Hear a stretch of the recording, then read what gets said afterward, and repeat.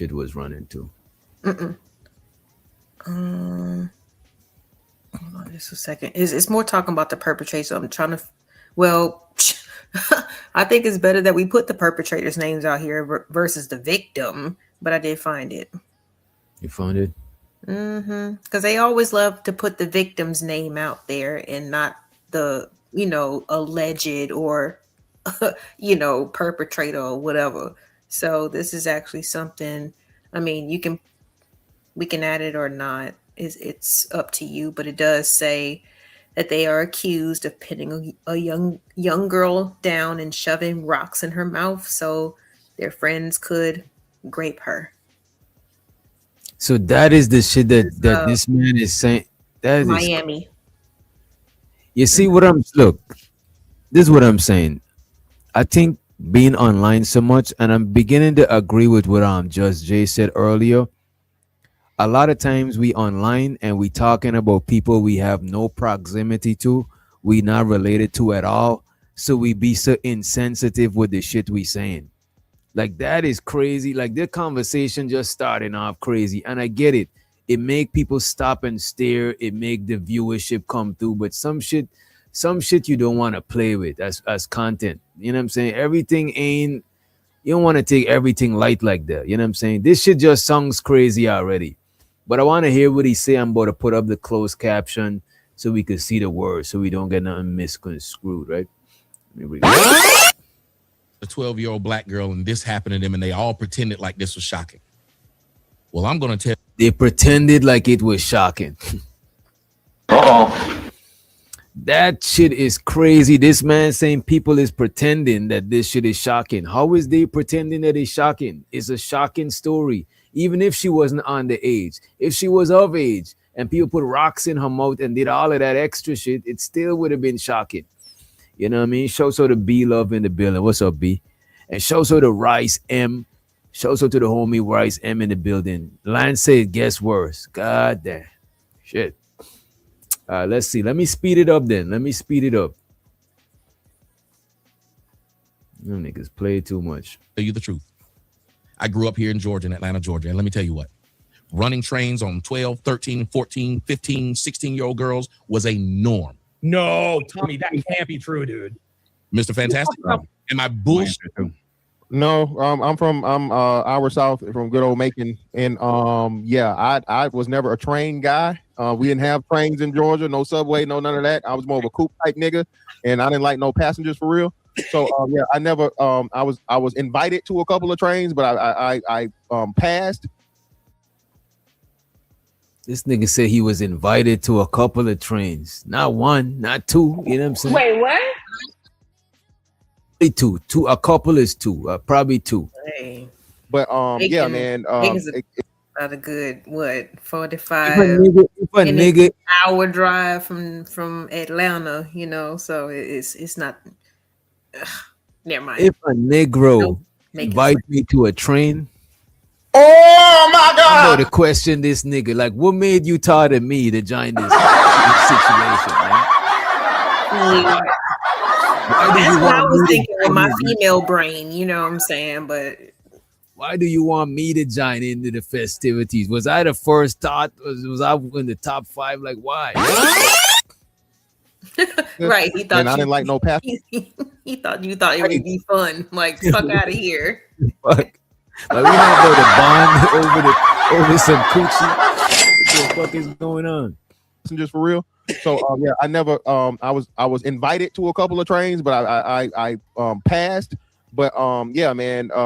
And that what makes it so weird is the aunt is saying the aunt is saying no, it was consensual, and the girl got caught. So she changed the story. And coincidentally, Tommy, there's been a number, like at least 3 significant stories of women lying on men, claiming Just because they got caught. yeah, and those women got arrested. So it's like 2 white women that recently got arrested for being found to be lying about men, raping them and whatnot. And that might be true, right? However, when it comes to the underage one, that is Right. Because his details were pretty vague. You know what I mean? Like, I'm not sure the demographic, like the plastic was circumstances. talking He was like 3 people. And it sounds like Fantastic is talking about people of age. So I don't think it's the same thing. You know what I'm saying? Because there's Right. older women of age that, you know what I'm saying, they always had a little fantasy. Look, man, even B Love said, I don't want to bring up old shit, B Love. But I remember when B Love said she said she done it or she gonna do it, but she said, you know, she fantasized about that shit before a couple of times. You know what I'm saying? Oh, what have you. Yeah. So the trial has to go on, of course, innocent until proven guilty, but you don't get that chance as a black man or a man, period. The easiest claim for a woman to ever make against a man is any type of sexual misconduct. Easiest thing. You're guilty until proven innocent. Yeah, I'm gonna say this, man. You're guilty until proven innocent, and even if you're found innocent, you're still guilty. Remember the dude that did A Birth of a Nation? Tommy, what's his name? Oh, Nate. Nate Parker, or Nate. I think it's Nate Parker. Yeah, Nate Parker. Yes. Nate Parker literally went through this thing, beat the case, proved that the woman lied. She deleted herself, and then they came back and blamed him and brought it up. And that's one of the big reasons Birth of a Nation tanked, because they resurfaced those claims, even though the man was exonerated. Beyond a shadow of a doubt, it was impossible for him to do what the woman claimed. They said, hey, this was this rapist that got off and made the woman kill herself. So yeah, man, even if you beat the case, bro, you never beat it. I just want to say I appreciate y'all. Y'all didn't get to see it on the screen, but if y'all looked over on the side of all of the comments, because it would get in front of Blanche, so I didn't put them on the screen. I'm not crazy. I'm not rude. Damn. Yeah, and this is what I'm saying, El Cheapo. Shows how the West Coast cheapo. You know what I'm saying? This is what I'm saying, El Cheapo. The thing about it, a lot of people who's opportunists and fabricating shit and creating stories so they could come up off of rich dudes, they actually watering down the people that's actually having shit happen to them. You know what I'm saying? And plus, they making it easy for niggas to use their finesse as an example of when the majority of women might be finessing. So sure, we gotta penalize people who's victim blaming, but we gotta penalize the fake victims that watering the shit down. Because a lot of the stories that's being used, because for example, the brick lady is a poster child for a lot of shit. The brick lady. Every time, most people gonna revert to the brick lady to use as an example. You know what I'm saying? So I think like people like the muddy the water for people that's actually going through shit and actually having shit happen to them. You know what I'm saying? Because it making it in minimizing it more. The more and more we seeing these stories come out with people who's doing the fugazi shit. You know what I mean? As a matter of fact, that should get a lot more coverage than a lot of the real shit.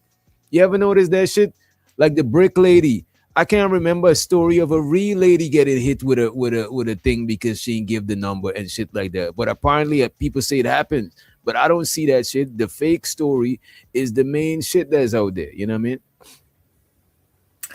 because they knew the perfect time when this incident was going to happen. Most people don't know when it's going to damn happen.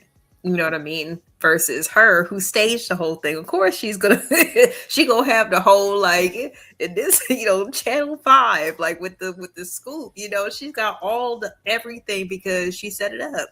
Most people who are in that situation are trying to get the hell up out of there. They ain't trying to pull they camera phones out and record and do all this extra stuff. But it definitely happens. El Cheapo said allegedly Boosie was dating the chick mother.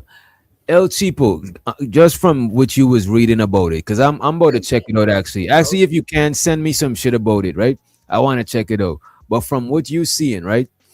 Does it sound like a money grab or does it sound like it might be true? You know what I'm saying? Because you don't want to like just because it got a bunch of fake victims, you don't want to minimize shit that might be, you know what I'm saying? Especially some serious shit like that. You know what I mean? She's a B Love always got jokes, bro. I swear to God. You know what I'm saying? I'm about to download a cricket song for B Love, you know what I'm saying? Or that drum shit. Let me play some more of this shit, right? She was forcing tears. Okay, she might be on some fugazi shit. Okay. Right? Okay. All right, let's let Chanel's reality to the stage. Hey, Chanel. Hey, party people. How y'all doing? Good. How are you? You look pretty. I'm Thank good. you. Hey, Mr. DJ. Hey, or hey. doctor. Sorry. Doctor. Right. I didn't know my song bite. I All love right. it. I want to play some of this. It seems like I don't know if you've been following, but they're talking about a young lady that been recently gang raped. You know what I'm saying? Right. Sexualized at a young age. Are you talking about 12 years old, Tommy? Like, Yes. like for real, No. for real? Donovan, you got to go younger, bro. How about that? All right, South Dude, there- Jersey, South Jersey, Martin Luther King Elementary School. I am in 5th and 6th grade, and the conversations were starting then. Before I made it to high school. Before I made it to high school, because I'm freshman year, I'm 13. So let me ask you this: the story that you looked up, was the dudes who did the thing, were they of age? Were they in the same age group, or were they older than her?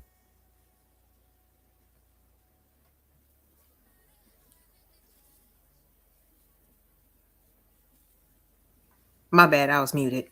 It looks like around the same age group, give or take a couple years. Okay, so it's not a Definitely case. a 12-year-old, a 14-year-old. You know, so I'm just saying, like, definitely, like, get like around the same age, or Okay. you know, So it's not a case where an adult no, is taking advantage of a minor. Okay, they are minors. no. Mm-hmm. It's still bad, it's still fucked up, it's still crazy, you know what I'm saying? And justice should Yeah. prevail, you know what I mean? But I just don't think we want to make light of that type of shit, you know what I mean? No. Let me hear what else they saying. But I'm glad that it's not no case where it's an adult doing this shit to a minor. That shit would have been. Oh, hold on. One of them is an adult. No, I found a video where Anton is reacting to it. To that same shit. We might gotta play that shit. Yeah, I'll just send it to you in the back. Hold on just a second. Mhm. In the meantime, let me play this because we ain't gonna watch this whole shit out. 1 to 2 years prior to that, I was here. And by the way, if y'all want to watch this, y'all check it out on Raw B, aka Raw G channel. Mind Chaos Brew. I'm dropping the link to the original video. Hearing Absolutely. about, and they was telling me about the shorties that was doing the stuff.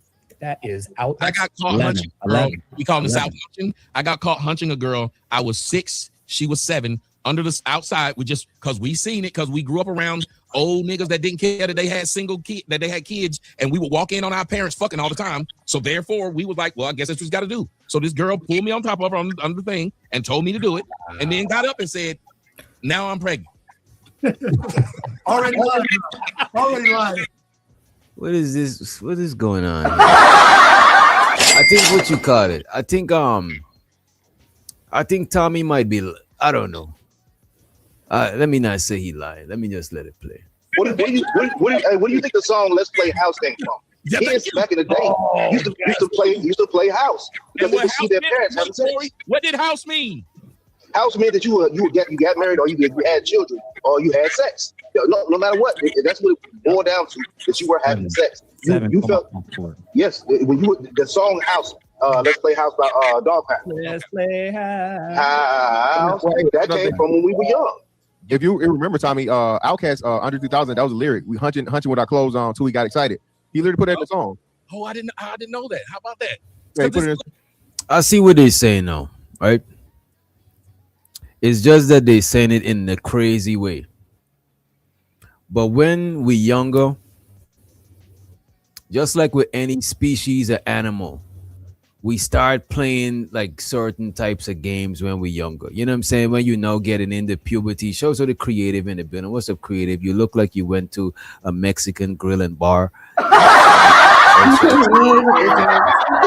Sipping some tequila, you know what I mean? So too.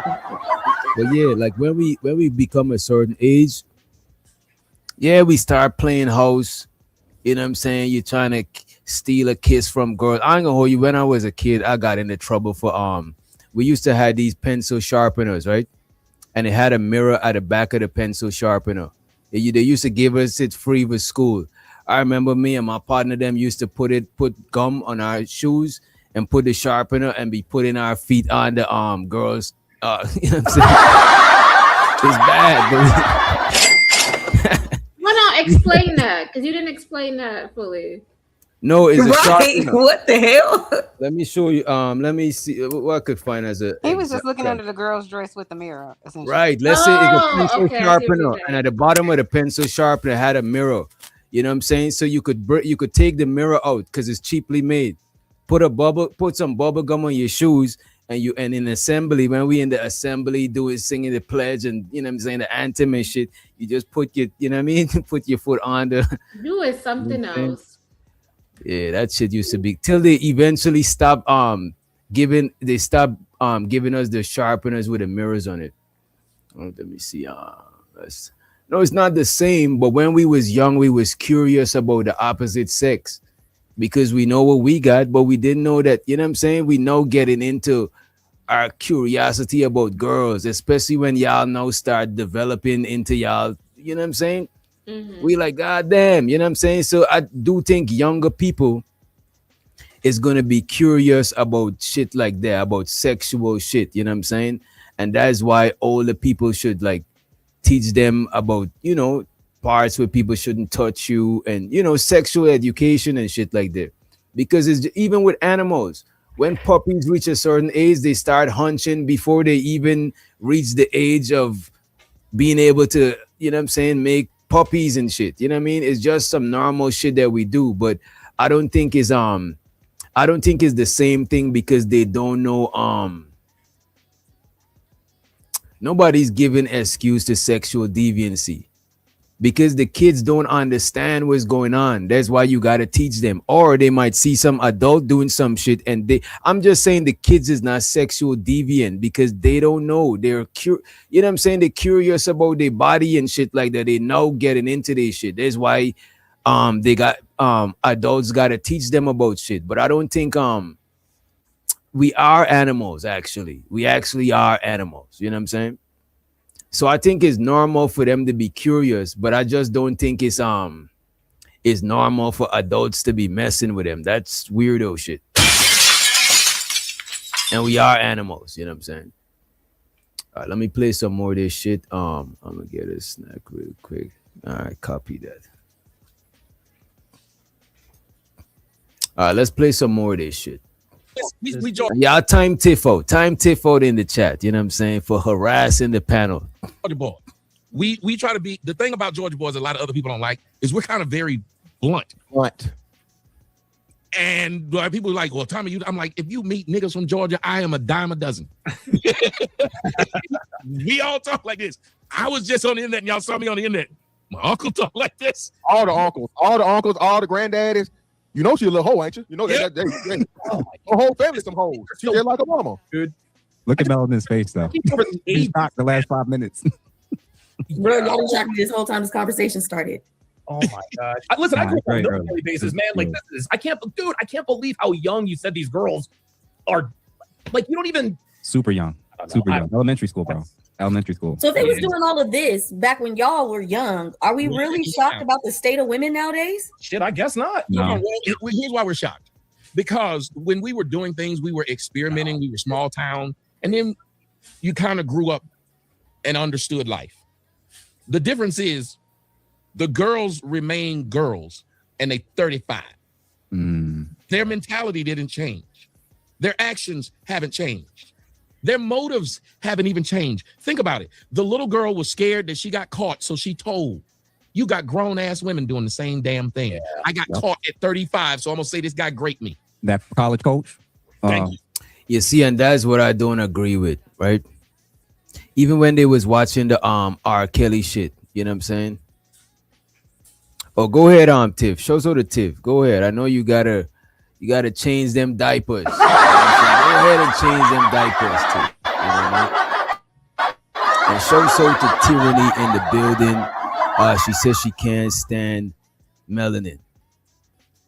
I don't know who's melanin. Oh, the top right. Yeah, so I do agree that sure, you know what I'm saying, kids is curious and shit like that, but I don't agree with them being promiscuous. That's some completely different shit. That is wild. That's like when Anton them was reviewing the R. Kelly shit, and they was trying to blame the girl for, you know, getting, you know, TMI, But- urinated on and shit. But kids follow what they see. Right. You know how they be saying, "Oh, don't watch what I don't do what I do, but do what I tell you to do." But that doesn't happen. Kids observe, and what they see, that's what they do. And more times than not, these girls are watching other women that are doing it, and that's why they're doing it. And they possibly doing it to get attention, and that's the number one reason why. You know where's another place kids learn from? Other kids. That too, yes. You don't know what your kids might be just playing with kids, but you don't know what's going on in them kids' crib that they done got exposed to and shit. You know what I'm saying? Facts. So a lot of them learn that shit from other kids. Mm-hmm. Just threw it out when they had a very consensual thing going on. They're doing the same thing that you would expect a child to do. Child would do. And that's what makes it unusual, which is like the stuff is so common now. And I've always said it before when I call them double dippers. The line was always drawn of how to differentiate a lady versus the prostitutes and escorts. Of course. Me and Mr. Fantastic talked about this when we did our discussion together. You always knew where the line was. And now when they're jumping back and forth, they want to act like, dress like, and be like them. But simultaneously, the Duke lacrosse team, again and again and again. This is so common. And now they're talking about where's all the men? Where the major change now is all these dating events, men ain't even showing up. Nope. And they're showing up. Men not approaching the same amount of women to the same degree that they were. Everything is via text and email to make sure they have a paper trail to show certain things now. Men are just moving a little bit different. You say what? This is just a bunch of bullshit. Women have been overly sexualized since the beginning of time. And these Negroes sitting on this panel acting like victims. Like somebody out here chasing them down, trying to grape them. It's nonsense. There's no research to support what he's talking about at all, whatsoever. Have things happened? Absolutely. Have women overstepped? Absolutely. Have they been inappropriate? Absolutely. Especially when you see like a teacher or something like that, a person in a position of power. But to sit on a panel and act as if the same number of men are getting raped as women is just a lie. And the truth ain't in them. And I don't like this unbalanced talk that they're doing. But go ahead. Anybody else before we hit play? Good. I agree with Chanel. Because more times than not, when you're in the workplace, it's like if you keep it professional, everybody will keep it professional. But as soon as you start flirting and doing stuff, because more times than not, the women don't even be reporting it. Mm-hmm. And not only the women don't report it, but the children, underage people, a lot of times don't report it because they hear people talking about issues just like this, where it's like, oh no, she was doing this or he was doing that, or and then the people they tell don't believe them a lot of times, or don't take it seriously, don't change the situation, don't protect them, and then it becomes, why should I say anything anyway? Ain't nobody gonna believe me, And it makes it very uncomfortable when you bring it up and nobody don't do anything, and Mm-hmm. everybody just glance over it and go about their business, because it's a very touchy topic and nobody wants to call it out. Nobody wants to talk about it. We don't even want to touch that surface area. I definitely don't like talking about it being a guy, because it's easy for you to be demonized talking about these type of subjects as a dude. So something like I tread lightly and on the surface when I talk about these things, you know what I mean? Mm-hmm. I agree. And I think that it's better, and no matter what role you're in or situation you're in, if it hasn't happened to you or you don't know anyone, close to you that it's happened to, it's just best to be, just to listen and try to ask questions if you don't understand, rather than trying to blame someone, trying to excuse the perpetrator out of the situation. What was this person doing? The victim is what I mean by that. What were they doing? What were they not doing? What they should have been doing, and all that kind of stuff. Like, I think they were saying something about dressing a certain way, and we could tell the women or the ladies from the hoes, and really you can't, because last time I checked, everybody on the beach, if we gonna go on what they dress like, everybody damn near naked. So who's the hoe and who's the lady? So it's just like, shut up. Yeah. But carry on. So yeah, I think everybody should dress the same way. No. Whether But you're a I'm lady. just saying. I'm saying you can't just judge. What people say, don't judge everybody. Judged. Yeah. I ain't gonna hold you. A lot of hoes actually wear hoes actually dress conservative and yeah. a lot of hoes, most hoes dress conservative when they not on no hoe shit. You know what I'm saying? The irony of that is that the men that sit and call women hoes have fucked so many girls, so they the real hoes, but they want to act. I don't care. I don't. The word hoe don't offend me. I don't. You know what I'm saying? No, I'm saying It's hoes that I would treat better than women that's not hoes. Just because, like, if you're not a hoe and you got a bad attitude, but you a hoe, but you got a good attitude, I'll treat you better based on my interaction with you. That's not what I'm saying. What I'm saying is, remember what I said at the beginning, which is women have been, marginalized or whatever since the beginning of time. We've been sexualized since the beginning of time. It's been going on since the beginning of time. So when you call a woman a hoe, we know what that what that connotation is. We know what the other people in the room that hear you call her a hoe is gonna think about her. You call DJ a hoe, no one gives a shit, because why? We expect DJ to be a hoe. Not only that, I mean, I'm not saying I expect you to be a hoe, but you do have a little bit of hoe ways. I'm just But saying. it's always I don't feel offended by it at all. I'm joking by you. No, it's no. But I just want to say this. It is it's always double standard. Everybody got their pros and their cons. For example, if I say, man, creative, you soft. That's not, so what? Soft girl era. The fuck? You know what I'm saying? She didn't give a fuck. But if somebody call me soft, I'll take offense to that shit. You know what I'm saying? I want to fight or some shit. You know what I mean? So that's it's not like, going to impact the rest of your life. Remember, I was saying that if DJ so let's say you've been being a hoe. I don't know how old you are, but let's say you 30. You've been a hoe since you were 15, right?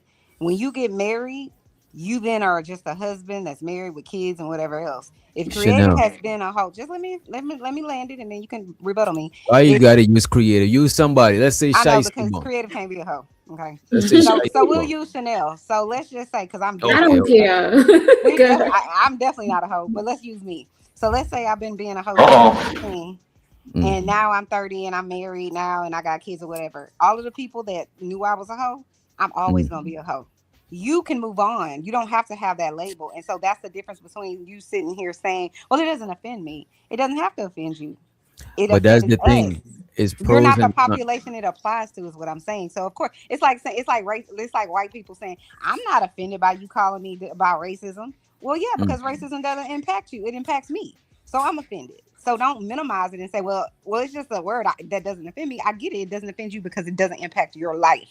But it does impact women's life differently. That's all I'm saying. There's pros and cons to being a man, and there's pros and cons to being a woman. Sure, that's not gonna affect a man if somebody calling a man a hoe or saying he was even if he had a promiscuous past. You know what I'm saying?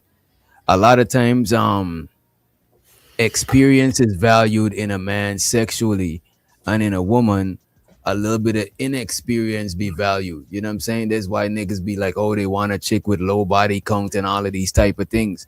Like, you know what I'm saying? We not the same. We never are gonna be the same. You know what I'm saying? There is some truth in what you're saying, but a man can't be like for the streets, respectfully.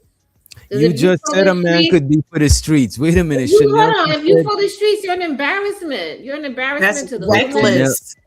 But Chanel, isn't it embarrassing though if you was dating some guy and everybody slept with him and everybody pointing at him and they got stories for days to tell you? I mean, look at this. Wait a minute. It's gonna be embarrassing. Overall, wait a minute. It's gonna be embarrassing to you, but to the guy, he's not gonna feel ashamed. Like I wouldn't feel ashamed personally. I'm not for the streets, but if I was for the streets, I'm not gonna feel ashamed. How am I for the streets? How am I for the streets? And if I was for the streets, I want to be ashamed. You know what I'm saying?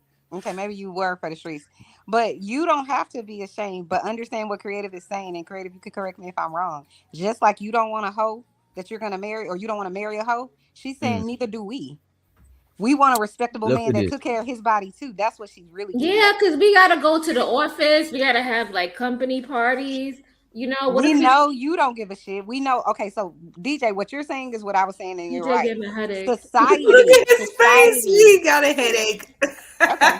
The majority of women do not give a shit if you was piping It's bitches the down. false narrative. You need to stop it. You got 3 women up here shaking our heads. No, you're wrong. I know what, And but you look, don't give a you shit. know You what, don't even you care know about what, what we you know this saying. shit? If I go outside and ask 4 women that is Oh none of my y'all on this God. panel that don't got a narrative to uphold, they're gonna give different answers. If there's Hold it's on. countless You think I have videos. a narrative? Wait a DJ, minute, wait a minute, wait a minute. Can I Okay. finish? I'm gonna let y'all speak without interruption, right? Okay. If we go to TikTok and we go to YouTube right now and type in is in street interviews with men asking women if they would prefer to be with a virgin or they would prefer to be with a dude who got a high body count, and the majority of them said virgins, high body count. Y'all are different from everybody else. Y'all are the special ones. You know what I'm saying? That's why y'all gonna say what y'all gonna say. But people outside of y'all, you know what I'm saying? The majority of them don't care about that shit. I'm not saying that guys should be reckless or none of that shit. I'm just saying it just is not the same. It just looks different. Shows to the brownie in the building, Jew, Cope approach, etc., etc. What up, y'all? But Okay, yeah, so it's not the same. I My wanted fault. to make a point to what you're saying. I'm not denying what you're saying. I'm just saying you can't be sleeping with everybody on the block or everybody at the job or her job. If you have your previous experience, that's on you. But I wouldn't want to date somebody who's known to be doing all of those things, right? Shouldn't. And neither would you. You shouldn't. If I had a daughter, I wouldn't want her to be dealing with the dude that just been around and everything. But I'm just saying the majority of women is indifferent to that shit. They don't care. As a matter of fact, some women will prefer you to have a little bit more experience than them. It's just how it is. It's just so happening that DJ, y'all are different. no woman's dream is to marry a hoe. It's just not. No matter how you want to say it, no matter if you go outside and you ask 100 women if they care, I'm telling you, that isn't their dream. Just like it's not your dream to marry a hoe. It's just a fact. People can say whatever. Man, what are you talking about is your own anecdotal shit. You know what I'm saying? Okay. There's interviews I might even look one up now. You know what I'm saying? We're not gonna just go by Chanel's reality. We're gonna go by the reality. You know what I'm saying? The observable reality outside of this panel, right? I'm about to look an interview up just so you could see. Like I'm not even lying. I'm just saying, you know what I mean? Like, I don't know. Let me But at look the at it. same time, there is a difference between being experienced and like what I can kind of understand Chanel for what, like, her saying, being a hoe. You know what I'm saying? Like going out your way to just like get as many as possible just to feel like that's what you need versus like that's just what happened. Okay, that's a little bit different. You know what I mean? Like what LA just said. That's fine. I'm not saying that guys should be. But you still gonna have to learn me, period. You know what Exactly. I'm saying? Because Imagine, I'm not hold on. gonna be like I'm not saying that guys should be promiscuous or none of that shit. I'm just saying niggas care more about not dating a hoe than women care about not dating a man that y'all perceive to be a hoe, a promiscuous dude. We do care a little bit about your I'm not history, talking as long about as it's not something dating. bad. I'm not talking about dating. That's why I said multiple times when you're getting ready to get married. I'm not talking about dating. Yes, women will date all kinds of hoes and they know that they hoes. I'm saying just like you said, if you get married, but I don't think you want to get married, but if A you female. did, Wait a minute. you would not want a Let me hoe. just cut you off while you talking bullshit. Like you know what I mean? Let me just cut you off real quick, right? As far as marrying, men care more about marrying a hoe than women care more about marrying a hoe. You know what I'm saying? Like, come on. And by the way, I do want to get married. You know what I'm saying? Thanks for telling me. Like, I don't look, man. Nobody's saying anything. No, I DJ, think are that's you sleeping awesome. with every girl on the block? No, I'm not. Okay, so that doesn't. We're talking about reckless Yeah. people that's for the streets. That's people with Right. people on their job causing havoc in the community. We talking about that, like somebody being known for running Why you trains think with them? girls. Look, why you think they able to cause havoc? Because more women. I'm just telling y'all, man. It is what it is, man. It's No, there's a just difference. crazy There's that a you difference. just telling us and we just telling you, but it's bullshit when we say it. But when you say it, No, it's because it's bullshit. Because you cutting me off and talking about my fucking just- life, like you fucking know me like that. Like I don't know what's up? you. Like tighten up. Okay. Like the I fuck. don't know yet. Okay. because of these type of reasons. So it's like we're having less children now men are not getting married at the pace that they used to get married historically. One thing I'll acknowledge about this generation of men is a lot of them are adapting. They are adapting to a market where you don't know. Like I said this to my wife when, me and her had these type of discussions and conversations, and I tried to explain to her, Motherfucker, what'd you say?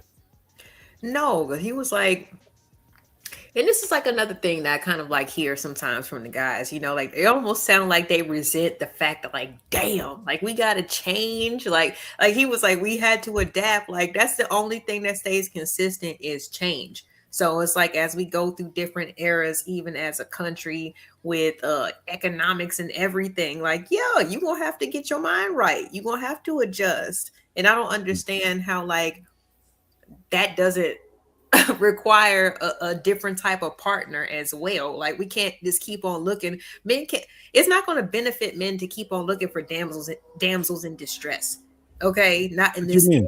They're going to need somebody who's competent, who can kind of hold their own. Because what you mean by looking for damsel in distress? Like looking for like downtrodden woman, like women? No, like a dependent, like incapable woman. Like a lot of women are capable of making a lot of decisions, and I think that sometimes that's seen as a negative thing, but it should be seen as a positive thing, because that means that like both of y'all, shit, there is, it wasn't that the flaw with Adam and Eve in the first place. Like, you know what I'm saying? Like if both people are actually like fortified, with knowledge and everything else, and it's like, shoot, like even if something happens to one of the other, ain't nothing really gonna change because the person is competent. And I don't see anything wrong with that. I think it's pros and cons to both. Right, I think it's pros and cons to both. And let me just read the super chat because we might have passed the point, right? So the Umbi stream, he said most women don't respect men that can't get women. Soon as they get mad, they use the inability and insult. You were lame, you got no hoes, etc. He said no one uses something they value as an insult. Appreciate you. Appreciate you got a point about that. You know what I mean? I don't know. The last thing I hate to hear when a dude is talking to me is them trying to bring up another chick. Like, no, sorry. Like, save that shit for your friends. Like, I don't care about that shit. Is there certain things I assume because of the way that you're interacting with me? But it's nothing that you have to be like, hey, well, shit, I used to be having chicks. And that shit does not impress women. Like, save that shit for your homies, straight up. We don't give a fuck about that. I could agree with what you're saying. Like telling women about other women, even in songwriting, right? When you write in a song about women, you don't want to use like she or her. You want to use you. So when that woman listening is gonna feel like the song is talking to her, but when you use she and her, when she listening, subconsciously translate like it's talking about somebody else. That's why most of the hit songs that pertaining to women and relating to them is talking about like you instead of talking about she and her. It's not. It don't hit the same. You know what I mean? If y'all look up this dude, a songwriter named Ralph Murphy. He got a lecture about songwriting, and that's one of the things he had said in the lecture. It's on YouTube. It's like easy to find. Let me pull this shit up. Sean Murphy. Okay. Sean Murphy. I want to pull up that interview just to see. Wait, this is too young. Yeah, sometimes Miss Britt, they be thinking that shit is like the thing to do. I'd be like, thank you for sharing, but I didn't give a fuck. Do we gotta really kept that to yourself? Do we gotta find the interview? There's plenty of interviews of people saying they were virgins.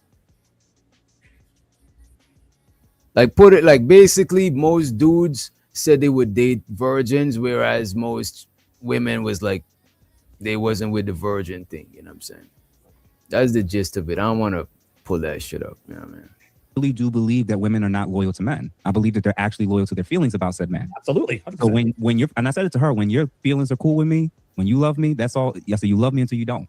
And I said, so when you don't, when women in relationships and when they break up or when they get divorced, the version of who she is that's leaving is not the version of who she was leading up to that decision. The woman leaving is somebody totally different.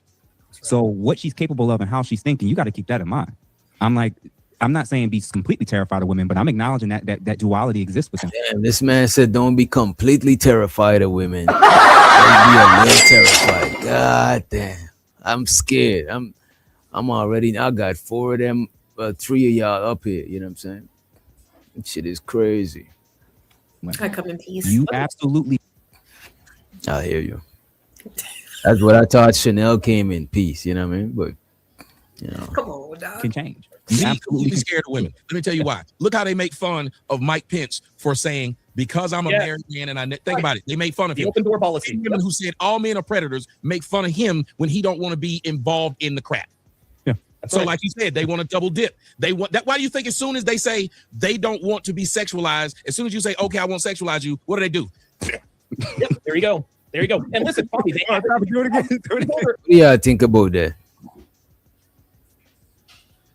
I'm not sure what he's trying to say. Me neither. I didn't Saying understand that that. women say that they don't want to be sexualized, but they act like they do want to be sexualized. That's what it sounds like he's saying. I could rewind it if y'all want. And let me guess, is acting that they want to be sexualized based off of what they dress like or what they wear?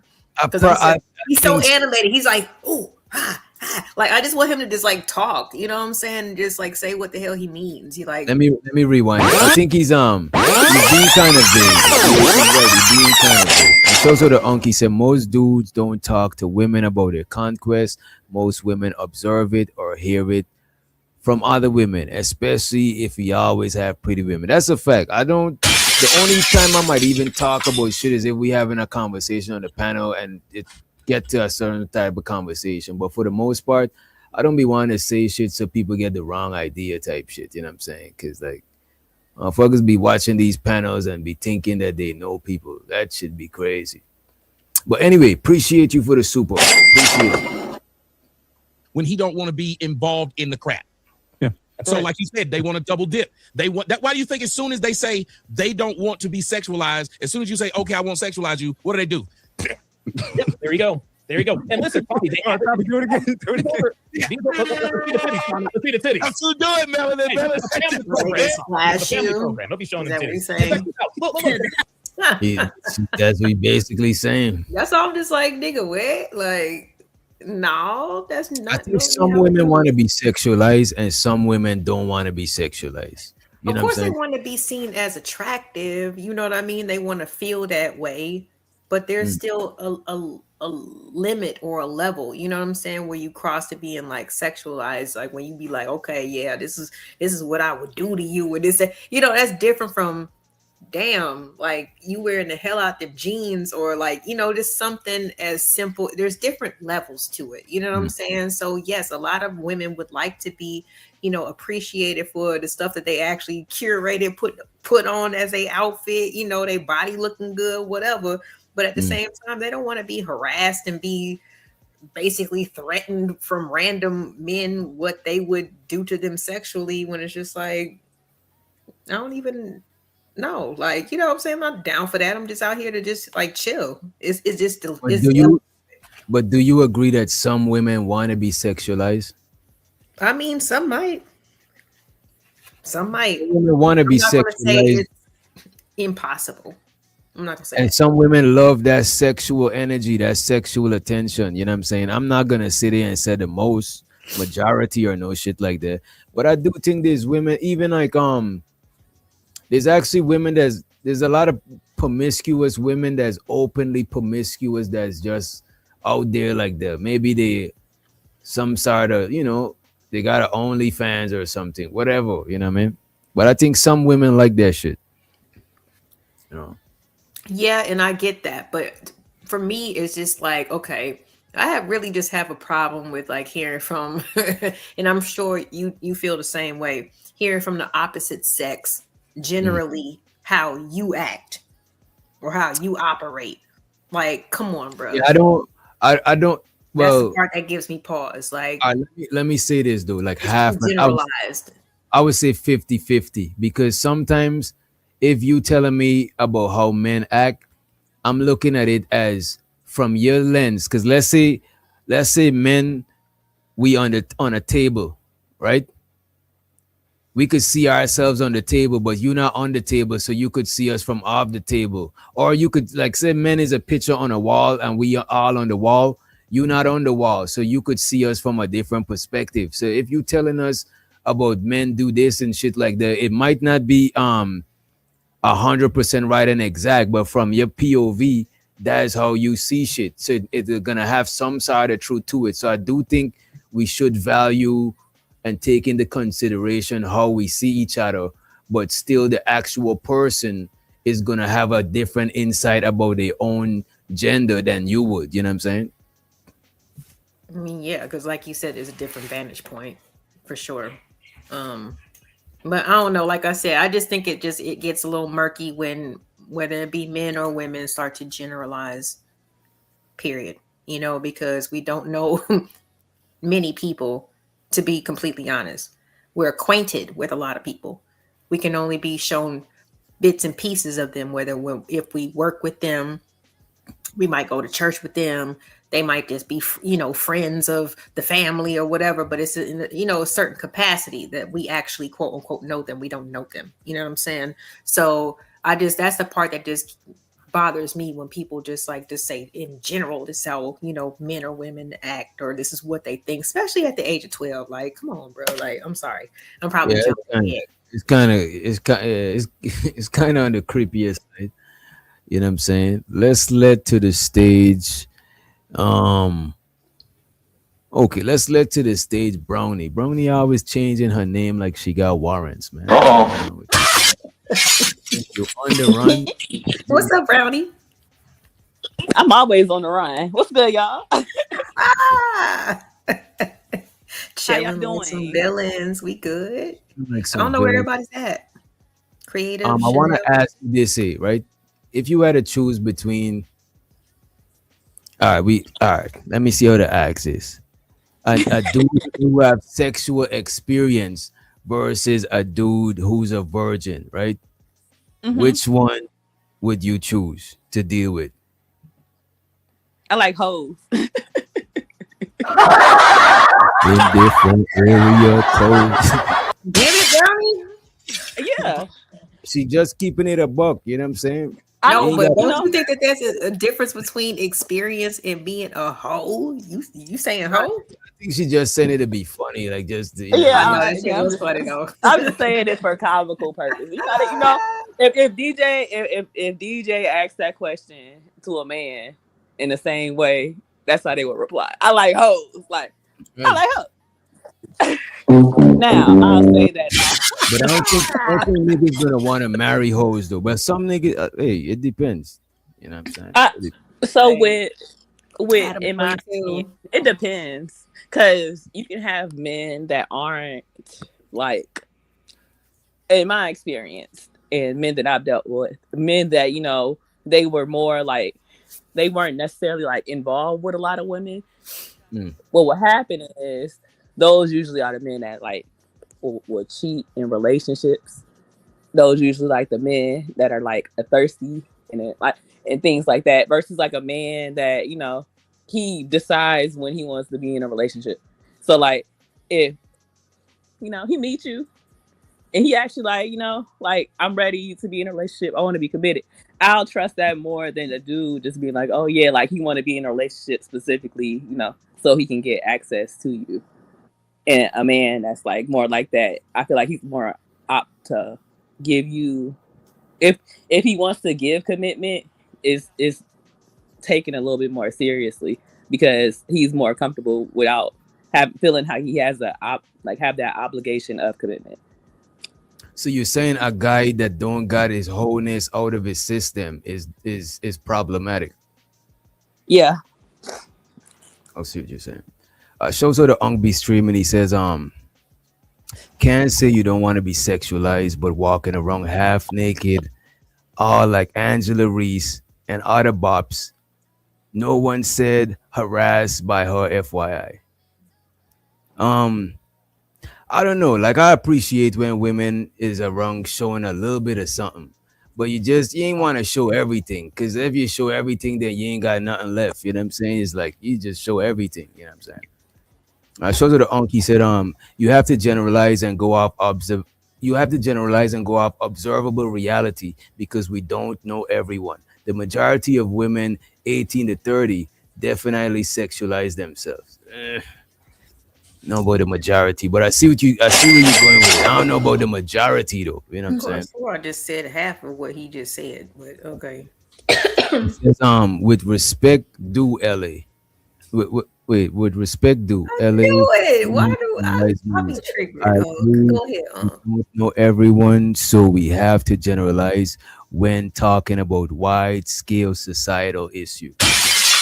Right? No, we don't. But I was more we don't have to do anything but say black and die. But I was more of responding to to the review. You know what I'm saying? Like just how, because I mean, come on, these are questionable brothers that are up on the panel to begin with, and just making these generalized statements about young girls. We're not gonna keep doing this shit. You know what I'm saying? So I said what I said. But it's pertaining to the panel and nobody else. But I mean, I think generalization is good when we're trying to get to a point, but I don't think the generalization is everything. You know what I'm saying? Because it is never going to cover everything. So sure, we should talk about the nuances sometimes, but I do see why we generalize. You know what I mean? And can y'all get the likes up? God damn, bro. Y'all just be stingy. And I'm tired of y'all taking my stuff and being like, you know what? Yeah, let me just say the same thing she said, but not put her name on it. You know? Wait. What you mean? You sound like you're not putting a name on it. No. No, just highlight another one of those super chats that you just put up there. I said because nobody knows we don't know anybody. So I agree. Yeah, we don't know anyone. So we have to generalize. We don't have to do shit. You can take the person that you're talking to for face value and move on. But doesn't that personalize it too much? Not really. I mean, don't most people mostly concern themselves with a very select amount of people? A lot of times you can count your close people on one hand, you know what I'm saying? So to me, it should be a little bit, I mean, I guess it should be personalized.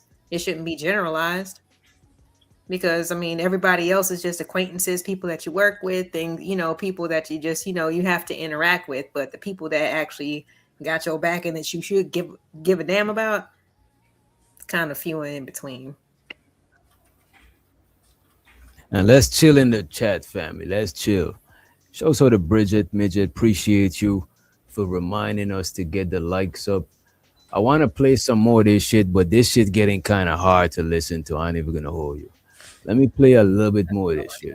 What Tommy said earlier, what Tommy said earlier about 35-year-old women acting like, little girls or teenagers. What a lot of men don't realize is that as soon as they realize in their mind that men want to have sex with them, all maturation stops immediately. And the reason for that is because they now know that they have everything they need to get everything they need. Dating, relationships, marriage, children does not happen without sexual attraction. So this is why you have women in their 20s acting like that they are 14 years old. It's because at 14 years old, they discovered that men want to have sex with them. But here's the catch. They don't start maturing again until after they start buying their own drinks at the bar or the club. They start maturing again after the men that they used to bang aren't paying attention to them anymore. But the 35-year-old woman doesn't start maturing from the age of 35 in her mind. No, she starts back at 14 when she stopped maturing. And this is why you have an exorbitant. Shout out to Romello in the building. He says there's usually 6 to 8 common patterns we carry that can be subconsciously portrayed, especially if we claim a patriarchal culture. Actions with words. A particular. Oh my God. I got you. Appreciate you, Brownie. What is he talking about, though? Did we go past the point that he's making? There's usually 6 to 8 common patterns we carry that can subconsciously portray, especially if we claim a particular culture. What are you talking about, Romello? I feel lost, man. I feel like everybody's all over the 15-year-old place because she and mostly in their feelings. But let's keep on going. Damn, who's in their feelings? No, doesn't matter. Everybody in the chat's all over the place. That's all I can say. You see, you don't want to call name. You was just talking about putting names on it. You see, this is crazy. This is hypocritical. Well, when I was talking to somebody, or like, yeah, we don't know who you talking about. I think we would like to. no, Would you were just you made a comment. You were like, I don't know what you're talking about. You read a comment. I said, yeah. I said everybody's all over the place and mostly in their feelings. I mean, this is a kind of a triggered topic. You know what I'm saying in general. So people gonna be all over the place. I'm gonna hold you. We gender warring right now. We're not gender warring. Are we gender Yes, warring? we are. Yes, we are. How are we gender warring? Oh, we ain't gender warring. Not like that, but we're talking about controversial topics. That's very polarizing. Let me ask you this, right? Do y'all think men and women can talk about polarizing topics without gender banging? You can, but we're inviting the people with very high extreme polarizing ends to jump in and express their opinions. Just like what we're reviewing right now. But that's the thing. Every time we have conversations with a contrast of how men move and how women move, we're gonna always have it gonna always look like some gender banging. For example, when we talking about stuff, a lot of times you might come from the perspective of gender banging on the woman's side.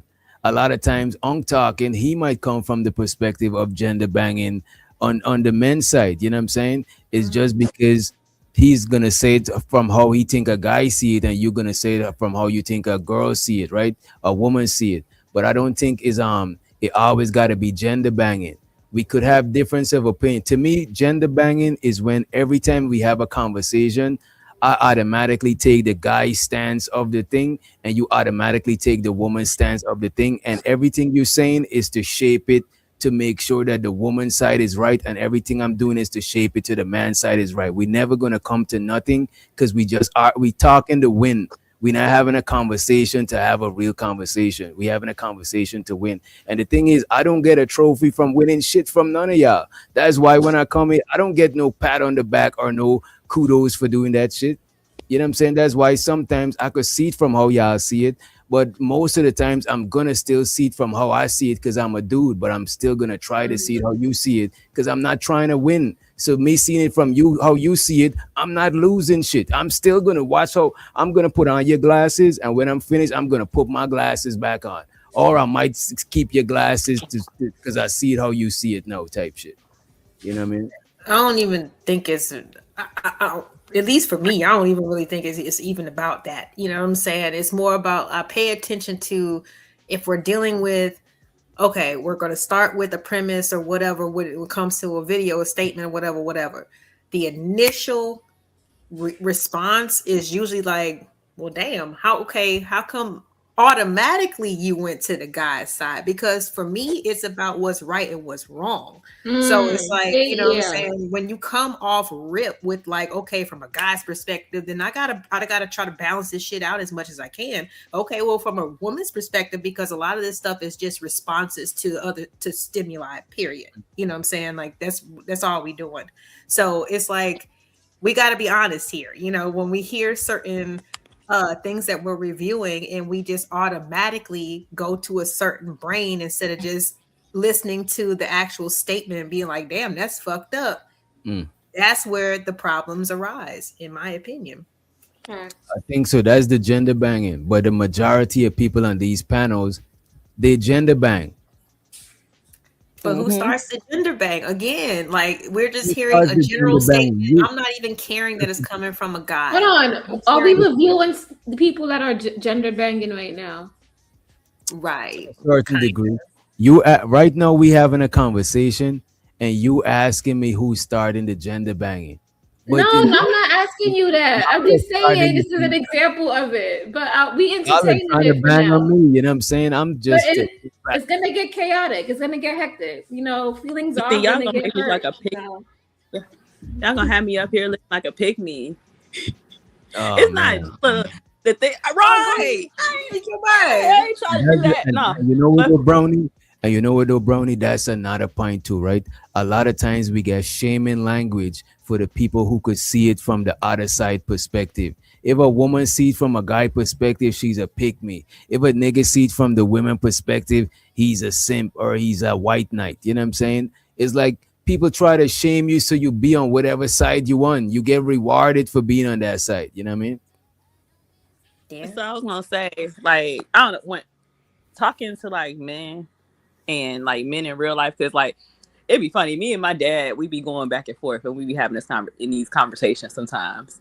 And with my dad, I understand that he's a man, so certain ways that he sees things and he sees the world, I'm not gonna see because I'm a woman, but I can gain understanding from what his perspective is. So I cue in and I hear what he says, and we might be going back and forth, and I'm telling it from the woman's perspective, and he's saying it from the man's perspective, but we not gender banging. Like, no, I'm gaining an understanding of how men think and how men see, because that's not my perspective. My only perspective is being a woman, right? And I think it turns into gender banging when there's no respect in the conversation. When you can't listen. And I'm not talking about when dudes be up, when like, for ladies, like when dudes be up here saying obvious like BS. Like, no, hell no. Like, hell no. Like, you need to call it out. But certain things, like, you know, you can use that for better insight of what men think and how men see things, because we can't see that. So when I have the conversations, I'm having a conversation to gain something that I don't have. And like, if I can do that, then I get more from that than arguing with somebody because they don't have the same opinion as me. Because if they argue with me, like, my opinion ain't gonna sway. And like, you gotta understand, and you gotta be confident in your opinions and ideas, not to let nobody, you know, try to shake them. Like, you ain't about to knock me off my square just because you got a different opinion. Like, I'm gonna feel how I feel, but we can respect each other, feeling how we feel. And when there's no respect there, that's when it crosses the line into gender warring and gender banging and all that other shit. Like, if we talking to each other and we're being respectful, like, then we're just having a conversation, we're exchanging ideas. Yeah. So for the record, so DJ, can you not use the term gender banging anymore? Thank you. Man, creative. I want to snitch on your creative. You know what? I ain't gonna snitch on you. Yeah. You say I started it. I just I'm not started saying it. nobody Okay. started it. I started didn't. it. Okay, let's move forward. Oh, you did it this time? Damn. You see, but you just want to blame me, gender banging, just because I'm But a you dude. know what? No, because it's about the truth, right? And that's I'm what being it's about. It's truthful. not about who did what and y'all generally do this. No, it's just like, what have you experienced? Okay, but you know that's not going to be every single time. So it's like, what else have you gained or gathered from it? You know what I'm saying? Let's focus on that. What's up, Candy? What's up, Candy? Hello. Can you guys hear me okay? Yeah. Loud and clear. And show the Juju for the $2 hollow. And we got Romello. He says, salt and sugar looks the same. That's why I listen to my grandmother when she say, watch what they do instead of what they say. Sounds like some rap bars, you know what I'm saying? I appreciate it. Sound like it kind of rhyme. Is it me? Is it rhyming? Of course, you gotta wait. Look at the person's actions. But yeah, I mean, it's rhythmic in a sense, kind of whimsical. What do y'all think we could do to prevent? Sorry. What y'all think we could do to prevent the conversations from going to gender banging? Because I think it's healthy for us to talk and hear guys' perspective and women perspective in the same conversations. But it seemed like we can't have the conversations without it looking like a gender banging. So what do y'all think we could do to avoid that shit? I think people should tell their perspectives without blaming the other gender. Like, even when we have conversations on my channel, I feel like I can have conversations that surround things that have to do with gendered topics without it being gender banging.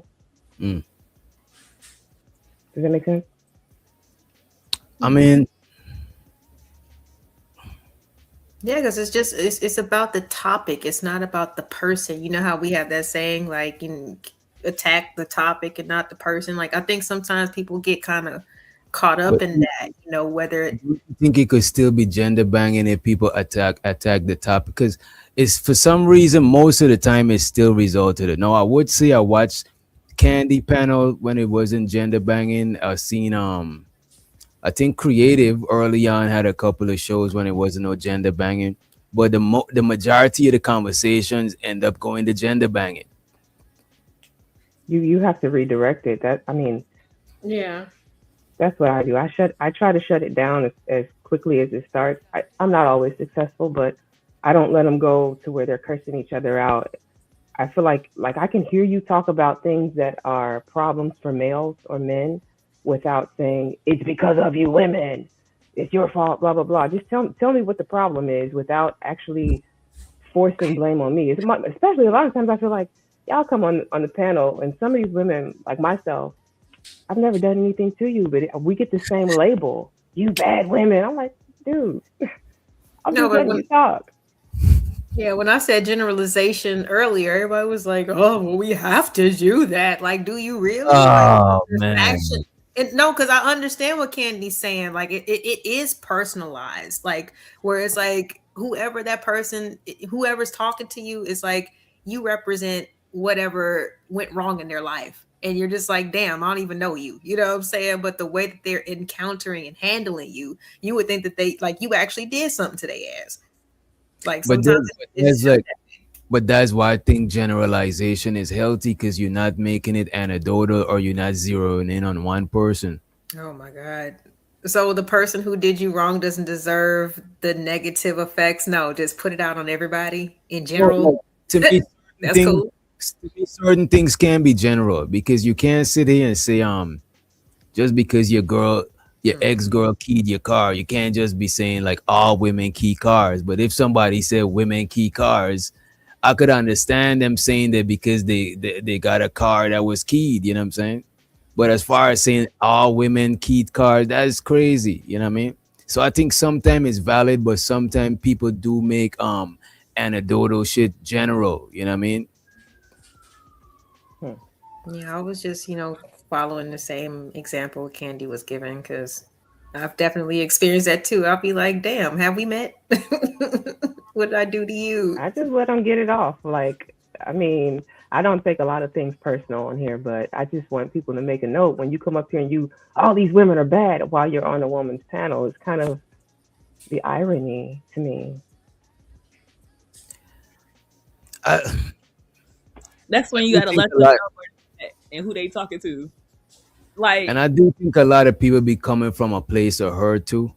And like we was talking earlier, a lot of people can't talk to their man or their girlfriend the way they talk to men and women on the panel, because their relationship might be over.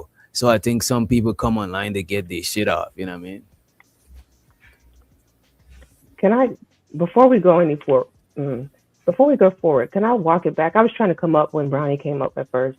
I couldn't get my audio together. It seemed like every time I'm trying to come up, the audio just won't work. But you asked her a question, something along the lines of, would she prefer a virgin or would she prefer somebody more experienced?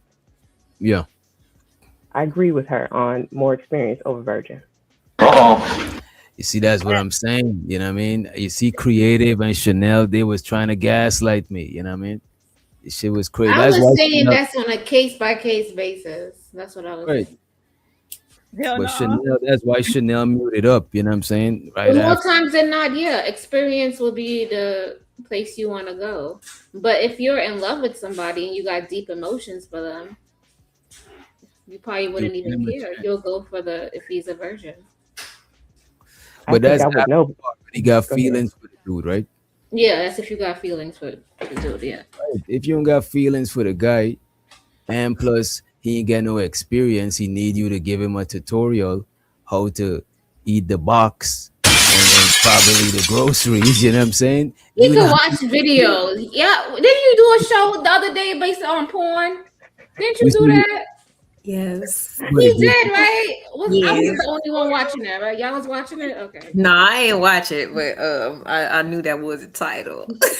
Creative, you're gonna give them a tutorial video on how thing. That shit is at what? At 40, that is crazy. At 30, I don't even Look. think I should have fly at 30. What do you mean? A 30-year-old, let's say you was dating a 30-year-old virgin. Okay, You go had ahead. to already be feeling that dude a lot before you like.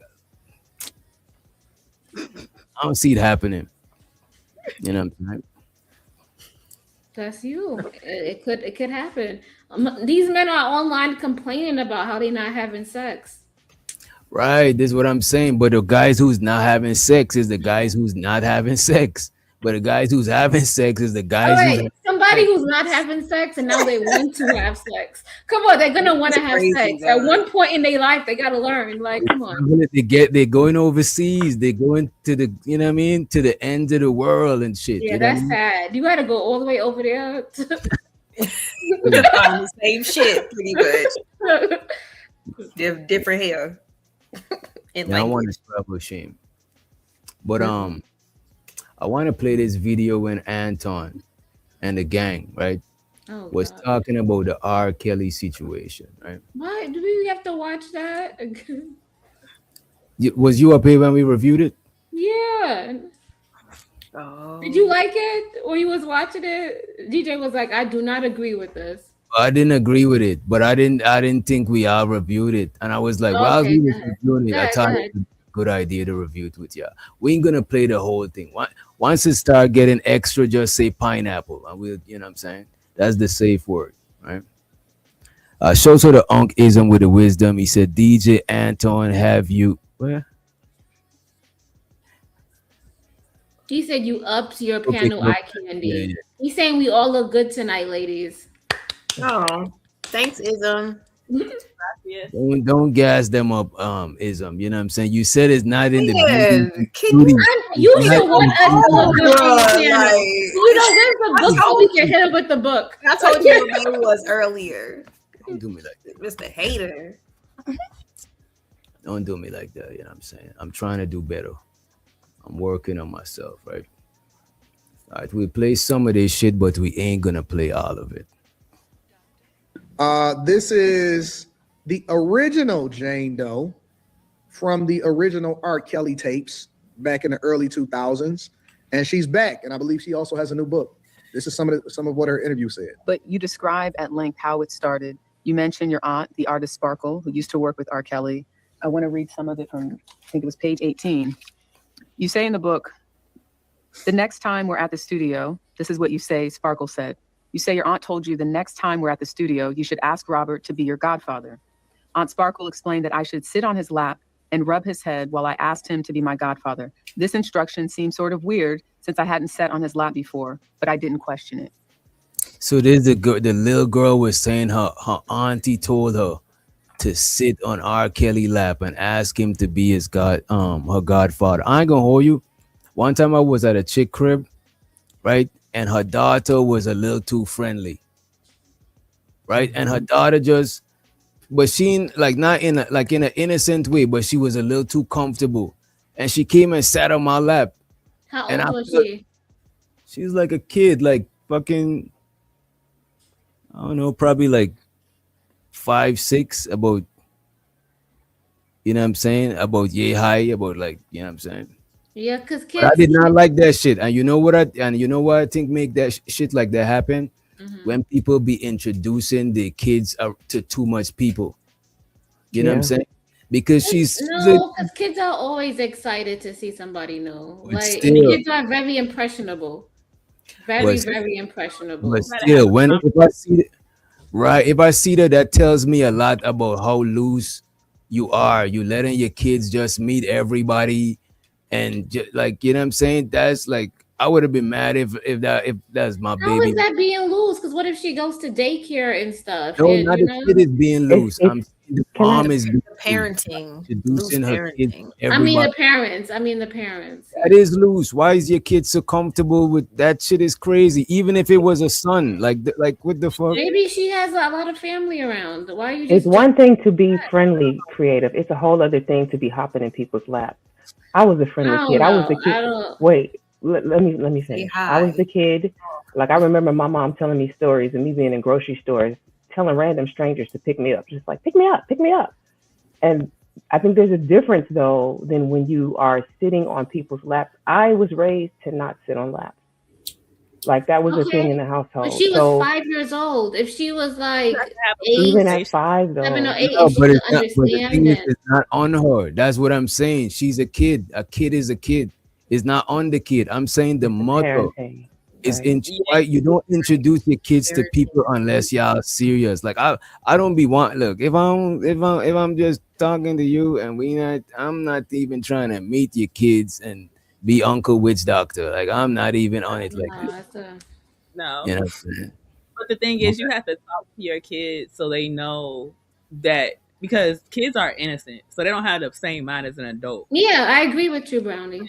As a child, like I distinctly remember being probably like 5, 6, and my grandma being like, you don't let nobody tickle on you, all right? Because as a kid, if somebody just, you giggling and laughing and shit, like, but they got whole different intentions. So if you don't put that in their head, like there's something wrong, then a child is just innocent and a child is being a child. Like some kids are just affectionate. Like a kid might run up to you and hug you. Shit, Exactly.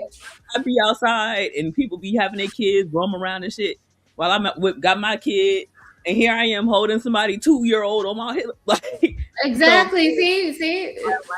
but it's up to you. Like you have to educate your children on what's appropriate and what's inappropriate and what's not okay, and they have to know that. Like, Yeah, the kids have to be able to understand that.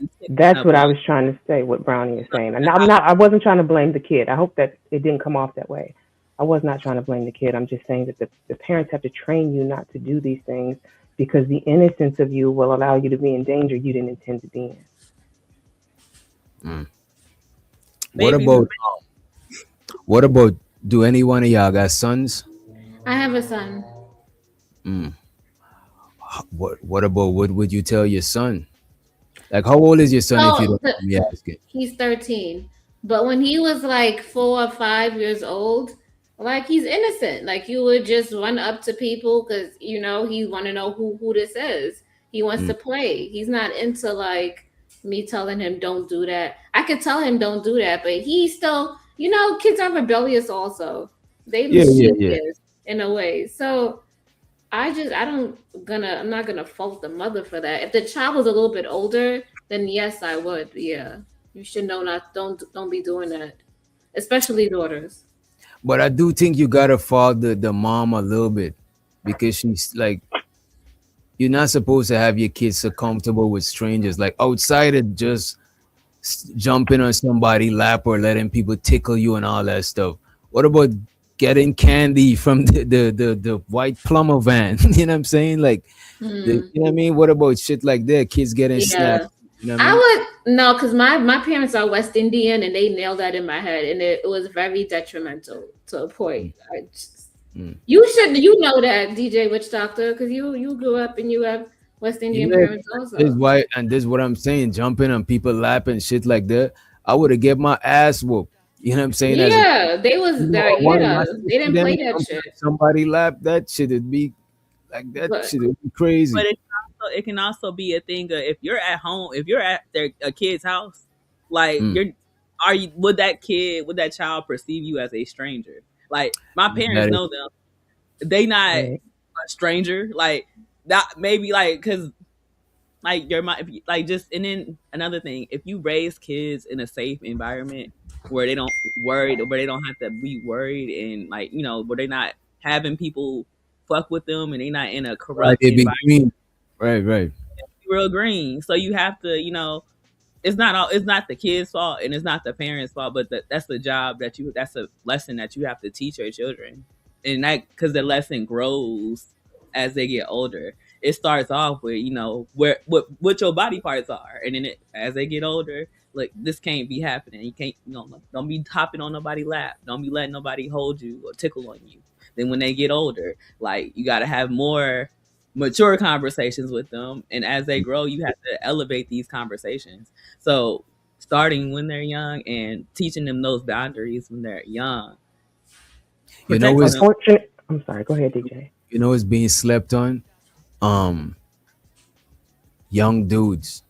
You know what I'm saying? Because when we younger, we think it's cool if an older woman trying to give us some pum pum.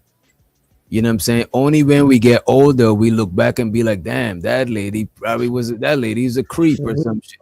But younger, we think it's cool when older women sexualize us and tell us like, you know what I'm saying? Oh, you're gonna be some when you grow up and shit like that. You know what I'm saying? I think that shit is slept on. You know what I mean? Because we only look at when we with our kid brain, we don't think about that shit like that. But when we look back with it with our adult brain, we like, damn, these older women was creepy and shit.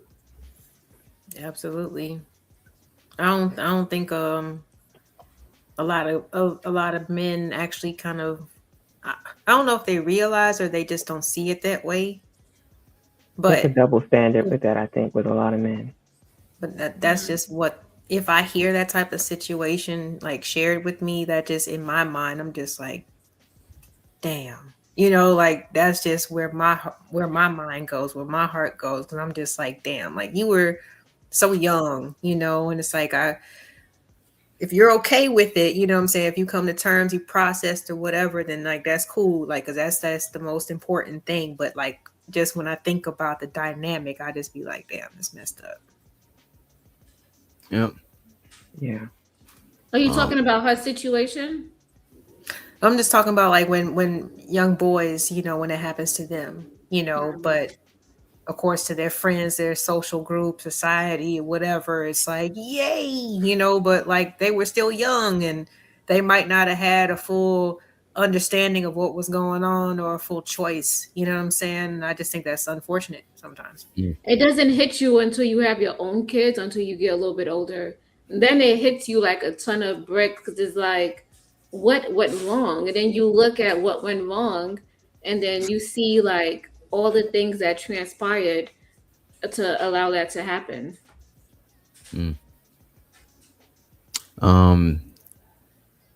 They see it as them getting. Yeah, we do see that's how exactly we do see it like that when we kids and shit. You know what I mean? But when you older, that shit is some weird shit. That You know? that shit will like traumatize you when you get older. Because Man. it's like you got all these adults around you and nobody, pulled you to the side. Nobody was worrying about you. Nobody asked about you. You start to think about all of that. And then you think about your parenting lifestyle. And so that shit really like fucks up with you like in your head. You'd be like, you don't know what. It's not even just them not paying attention. I've heard stories from some of my friends where they would say like their uncles and whatnot would know some of these older women were messing with them and like celebrate them for it. Like they were able to pull an older chick and she was somebody that the uncles wanted. It was weird. Yeah, it's to me, I don't know. To me, that's why I'll be like, damn, like, but I think it is definitely like one of those untapped, I guess, like happenings, but it happens. It happens.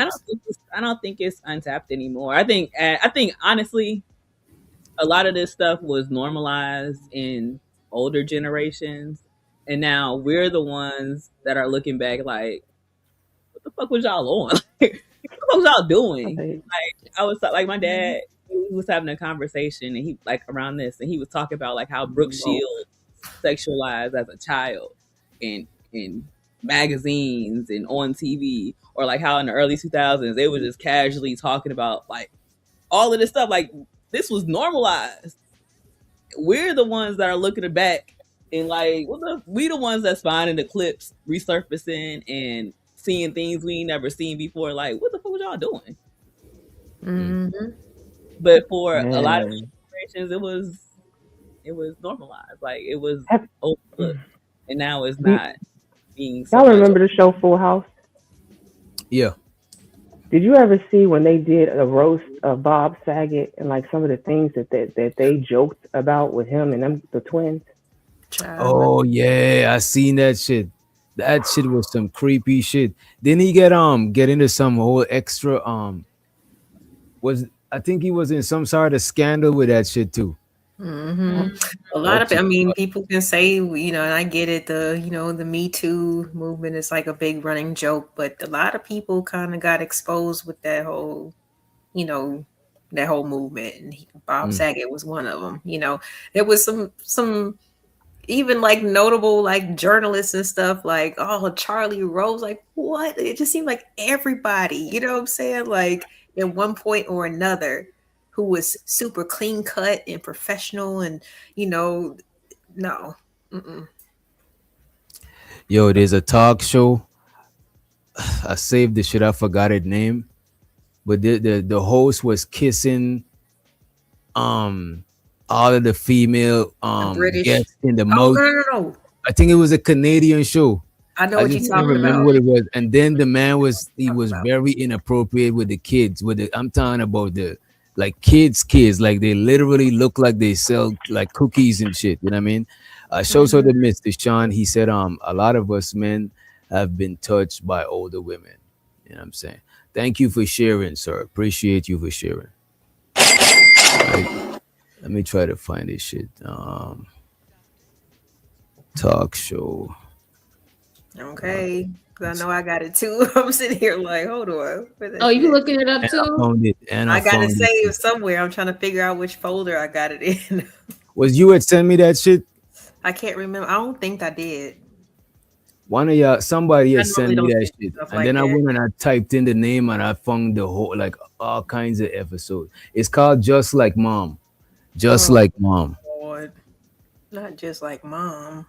Like this stuff was Yeah, weird. he was Mhm. asking like these little 11 and 12-year-old girls about like dating and Right. this, that, and was stealing kisses. Like this nigga was a creep. Like grown ass man. There you go. Yes, thank you. Look at this man. This man just putting his mouth on everybody. This shit is crazy. Kind of super cat. I'm feeling good. Happy buzzer birthday to the suave and sophisticated Richard Dawson. Girls too. I'm Oh, glad that that was like the PG version. Okay. Those at least That's look like okay. adults. But hold on. Let me try to goddamn. Hold on. What you about to share it or you about to Never mind. post? I don't even think we want to even see this. Y'all continue. Yeah, I want to show the one when he let me take this down when he actually kissing the, you know. Yeah, it's pretty bad though. But there was a Jimmy Savile. He was another one in Europe. He had like I guess like a kids variety show. But there was a lot of crazy shit, and people knew about it, and it just went on. Goodness gracious. And a lot of people back in them days probably some people is unfortunate, but some people sacrifice their kids in them kind of ways. That should be That's like when you true. hear a lot of the child star stories. Mhm. Tragic. Right. They don't end good. Yeah, it's I'm like regardless. Like my kids went to a performing arts school, but it's like it's more just to help get you more encouraged to do well in school. You know, if you can add a hour where you're singing and you're dancing, and that's a part of your everyday, like and you doing some art, like heck yeah, like you gonna expand. You know, you're gonna be willing to go to science and whatever class. You know, and they've done great, but that doesn't mean that you need to go try out for Disney or anything else. Hell no. Are you Not putting your kids up for sale? Hell no. Type of guy. You posting your kids, you already fucking them up, low key. But that's A lot of them kids don't even be able to live like kids. Like their childhood be finishing hella fast. Look at most of them. Most of them. Look at Orlando Brown, Raven. Like they adults, but they're not really fully adults. You know what I mean? It's like they never got a chance to like live and grow as an adult. Their whole life been on display and shit. Yeah, they look crazy now. Yep. Show to Romello. He said, Richard Dawson, Family Feud. I think we already talked about that shit, right? See, I gotta get ready to drop, y'all. All right, LA. Appreciate you for coming through. No, I appreciate y'all for definitely showing up. Thanks, Brownie, Creative, Candy, Miss Chanel, even though she ain't really say much, but it's all good. I'll don't know see y'all why ladies she's- next time. He's stunning on us.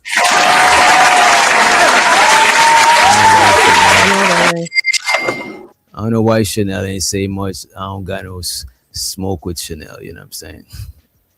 I didn't make. You handle that later. A little snappy. I didn't make. Yeah, I'm a little snappy. I got. You know what I'm saying? I'm a little bit on the edge. You know what I mean? No. But yeah, let me play this a little bit, right? We ain't gonna play too much because it do get a little bit creepy. But this is the episode that made what's her name leave the show. Remember Carrie, the Christian lady? This is the episode. This is the last episode she was on the Room 9 show, right? This is the original Jane Doe from the original R. Kelly tapes back in the early 2000s. And she's back. And I believe she also has a new book. This is some of what her interview said. But you describe at length how it started. You mentioned your aunt, the artist Sparkle, who used to work with R. Kelly. I want to read some of it from, I think it was page 18. You say in the book, the next time we're at the studio, this is what you say Sparkle said.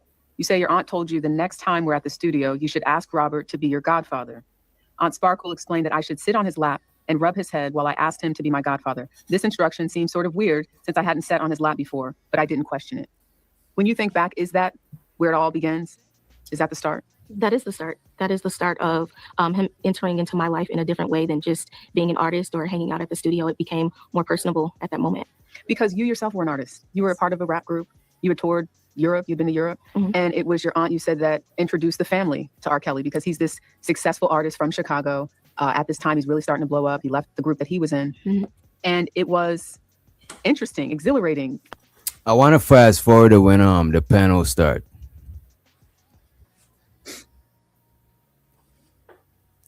And if y'all forgot who Carrie was, is this one at the top right, the top left. Okay, yeah, I see her. Over the place. Yeah, the top left, right? Let me take this banner down furthermore. Thoughts on the now adult Jane Doe speaking out about her R. Kelly experience and how she was mesmerized as a teenager that was going through puberty. And then ultimately that resulted in everything else that we know that it resulted in. Thoughts? Everyone failed her. Sparkle trash for that.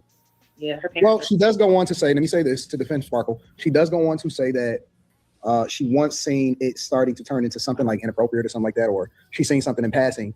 And I think she said that Sparkle called the authorities, or I don't remember what it is, but she said that Sparkle actually I'm sorry, go ahead. I'm sorry, that was saying DCFS, I think is what she said. Something like that. So Sparkle didn't just stand by. I think that she actually wanted her to, was like, yo, I got my niece or something like that, and I think that she's gonna be awesome. It would be great if you would work with her. And then when she noticed something, she said something, but I don't know it from there. I only seen pieces in the interview. So sit on his lap and rub his head. Right. I don't get that. Why don't you get it? Because she said that that's where it started, but Sparkle is saying that she didn't groom. Because I remember like back in the day when Sparkle had came out and was saying that she, things that she had seen, and she tried to tell the parents, and that the parents didn't really believe it because they felt, especially the mother, didn't believe it because the mom was saying like that's her godfather or something to that nature. But if the girl is out of her own mouth saying that Sparkle was the one that told her to sit on his lap and ask him to be her godfather, I don't understand how that's this whole get together right here, this whole panel, some people are trying to blame the young lady for being promiscuous at like 12, 14. You know what I'm saying? And other people is blaming the parents and the auntie because they actually grooming her. Because a lot of times I used to watch this crazy shit that before we was able to just pull up any shit on YouTube or Netflix, right? They had this shit named Pageant Moms that used to show. One of my exes, she loved watching that shit, right? The thing about the pageant moms, a lot of them be grooming their kids to be like, models and shit. And a lot of times they pressure them. It's like they rob them of their childhood type shit. You know what I'm saying? It's like they can't even be kids no more. So a lot of people really groom their kids into being like this. So by the time you're 12, 14, that shit already embedded in you to be a certain way. I could see her now at this big age looking back. She now could see that's some creepy shit. But when she was younger, that shit was normal to her because older people is giving her the green light to do shit like that. You know what I mean? Yeah. I mean, Like that kind of comes off as grooming to me. Because why she was a preteen maybe when that happened. Like why would you have her or a child in general sit on a grown man's lap and ask that's not your dad and ask them to be your godfather? So maybe I was trying to understand if that was her intention, but it's hard to kind of not see that being your intention when you ask a child to sit on a grown man's lap like that. I feel like she was horny and willing to sleep with a grown man for some money and let him record it. You see, and this is what I'm saying. You see, I don't like shit like that. This is what I'm saying. Like this lady Molly right here, I don't even know if she believes what she's saying. A lot of times, a lot of women be in these spaces too long, and they try too hard to agree with niggas to, you know what I'm saying, to like get more, like maybe more niggas is cheering in the chat when they do that shit. You know what I mean? And that shit, I don't like that. I don't even think that she actually like believe what she's saying, and I don't actually like jack or fuck with the women them that just be trying to agree with us just to agree. Like I just be thinking that shit is like disingenuous. I don't be thinking they being real and shit. You know what I'm saying? What do y'all think? I She's agree. the one in the white shirt, right? Yeah, this one right here. Okay. Yeah, I think she That's why I crazy. personally- I don't. Yeah, I think she's trying to agree. I don't. As a woman, why would you even think that for a little child between the ages of 12 to 14? I think they forget like what they was doing when they was 12 to 14. You're 14 years old. Why you trying to what a grown ass man for some money? That makes no fucking sense. When you have your parents right there. Right. Or Molly was that girl, and that's why she's speaking that way. She was the hoe, and she's speaking from experience. That's crazy. Wow, she too pretty to be doing that in the first place. But anyway, What do you mean? You know what I'm saying? Too pretty to be a hoe? no, I'm just saying. Like, why does she feel? Even if she's 13 to 14, like she looks well put together. Like, I don't see her doing that. I don't see any woman. I doing just that. think this one right here strikes me as the Chihuahua. She likes the pets that she gets from barking on behalf of those men. That should be. Let me just play the clip. That shit is some weird shit. Because I don't, yeah, she was a minor, but you at 14, you know it's wrong to be sleeping with an adult. She still chose to do it. She chose to do it for money, and she let him record her. And this is what I'm saying, right? Even when as fellas when we young, and the teacher is making little flirty jokes with us or whatever. At our young age, we not seeing it as that. But when we get older, then we're gonna look back with our adult brain and see that was some creepy shit. This is exactly what they're judging a 14-year-old like a grown ass adult who live life and experience shit and know what the fuck is what the fuck. You know what I'm saying? Just because you know what's right from wrong, you know if you touch the stove it's gonna burn. That don't mean shit. That's not the same thing as you experiencing life. No, you're not just you got wisdom. You ain't just got the knowledge of what's right and wrong. You actually got the wisdom, because wisdom is when you done experience the knowledge. That's the only way you get the wisdom, from experiencing shit. And the older you get, the more experience you get. You know what I mean? Right. Like at some point, I don't feel like she should be she needs to take some accountability. At 14, I knew better than to be letting a grown man sex on my body. Like, come on. And then record it, and then pay, and then pee on you. She knew what she was doing to an extent. Yeah, I mean, here's the thing. What I think about the whole recording part of it, like, it's easy to judge her from a 2026 lens when we know what recordings do. You're talking about the 90s when this shit was on VHS. Like, let's be real. Do you think that little girl had any idea what was going to happen with that recording when he was doing that? And did he pay her or did her people? Like, I don't even. That shit is just crazy. That is disgusting. I don't even want to think about it. Personally, it being recorded don't matter because people can record shit without you even knowing that they're recording shit. That's true. So to say, "Oh, it was recorded," what the fuck does that mean? Like, Yeah, it's still exactly. How did she know? girl. How did she know? Still a 14-year-old. It is evidence of what happened to a 14-year-old, and the fact that you're reducing it down to a recording. Bitch, are you stupid? And have you heard her blame Robert at all at any point in this the whole time? I haven't. And that's the thing. How you gonna blame the person who's old enough to give consent and the person who's under the age of consent, how you gonna blame that person? How you gonna blame a person who need an adult to sign off on everything? You know what I'm saying? Even the government don't look at you as an adult. You know what I mean? That shit is crazy. Everything. Like that's kind of how I feel. You could have said no. You could have told somebody I think she wanted a sexual relationship with him. She was hot in the pants. That's just too much. Y'all didn't just have sex. He peed on you, paid you, and recorded it. And now you want to make a book to capitalize? Like, I don't. And this is when Carrie left the show. This is the last show she was on. You could tell that she wasn't feeling that shit. You know what I mean? Well, I'm glad Carrie. I didn't know she was off of this show, so I'm glad that she decided to make her way out the door because it ain't even a good look to be sitting on that panel for real. Like, and I hate when people have these conversations to begin with. Yeah, it's rough. These conversations and you don't support that shit, you need to move the fuck around. You don't need to, try to fit in for validation. You need to move the fuck around. So I'm glad that she could stand on her square and be like, like this is too much. This is way too far, and make her decision for herself to do that. This remind me like some people who like some black conservatives that say some wild shit and agree with some wild shit that they know is some wild shit, but they just trying to get a pat on the back from the white conservative audience. That should be crazy. You know what I'm saying? And I've even seen that shit in this space. So do you know if Molly has any kids? I want to ask that before I say what I'm going to say next. I don't know. Anybody in the chat know, does Molly have any kids? I know this one at the top left, she got kids. I don't know about the rest of them. Molly sounds like the type of woman who her daughter would come to her and say, like, so-and-so's looking at me, and she's going to blame the daughter and say, what were you doing to entice him? She sounds like that kind of woman. Mm. More than likely not her talking like that. Yeah, she probably doing. She looked like she probably in a late 20s or some shit. There be women out here like that. A lot of women be jealous of their daughters. Absolutely, that sounds like her. Facts. And that's some crazy shit to me. Mm-hmm. Unless I probably could understand it if you was a young mom. You know what I mean? But you still shouldn't be jealous of your daughter, but I could see it more then, you know what I'm saying? All right, let me hear what else they talking about, and we'll take this shit out of here. This shit is kind of strange to watch anyway.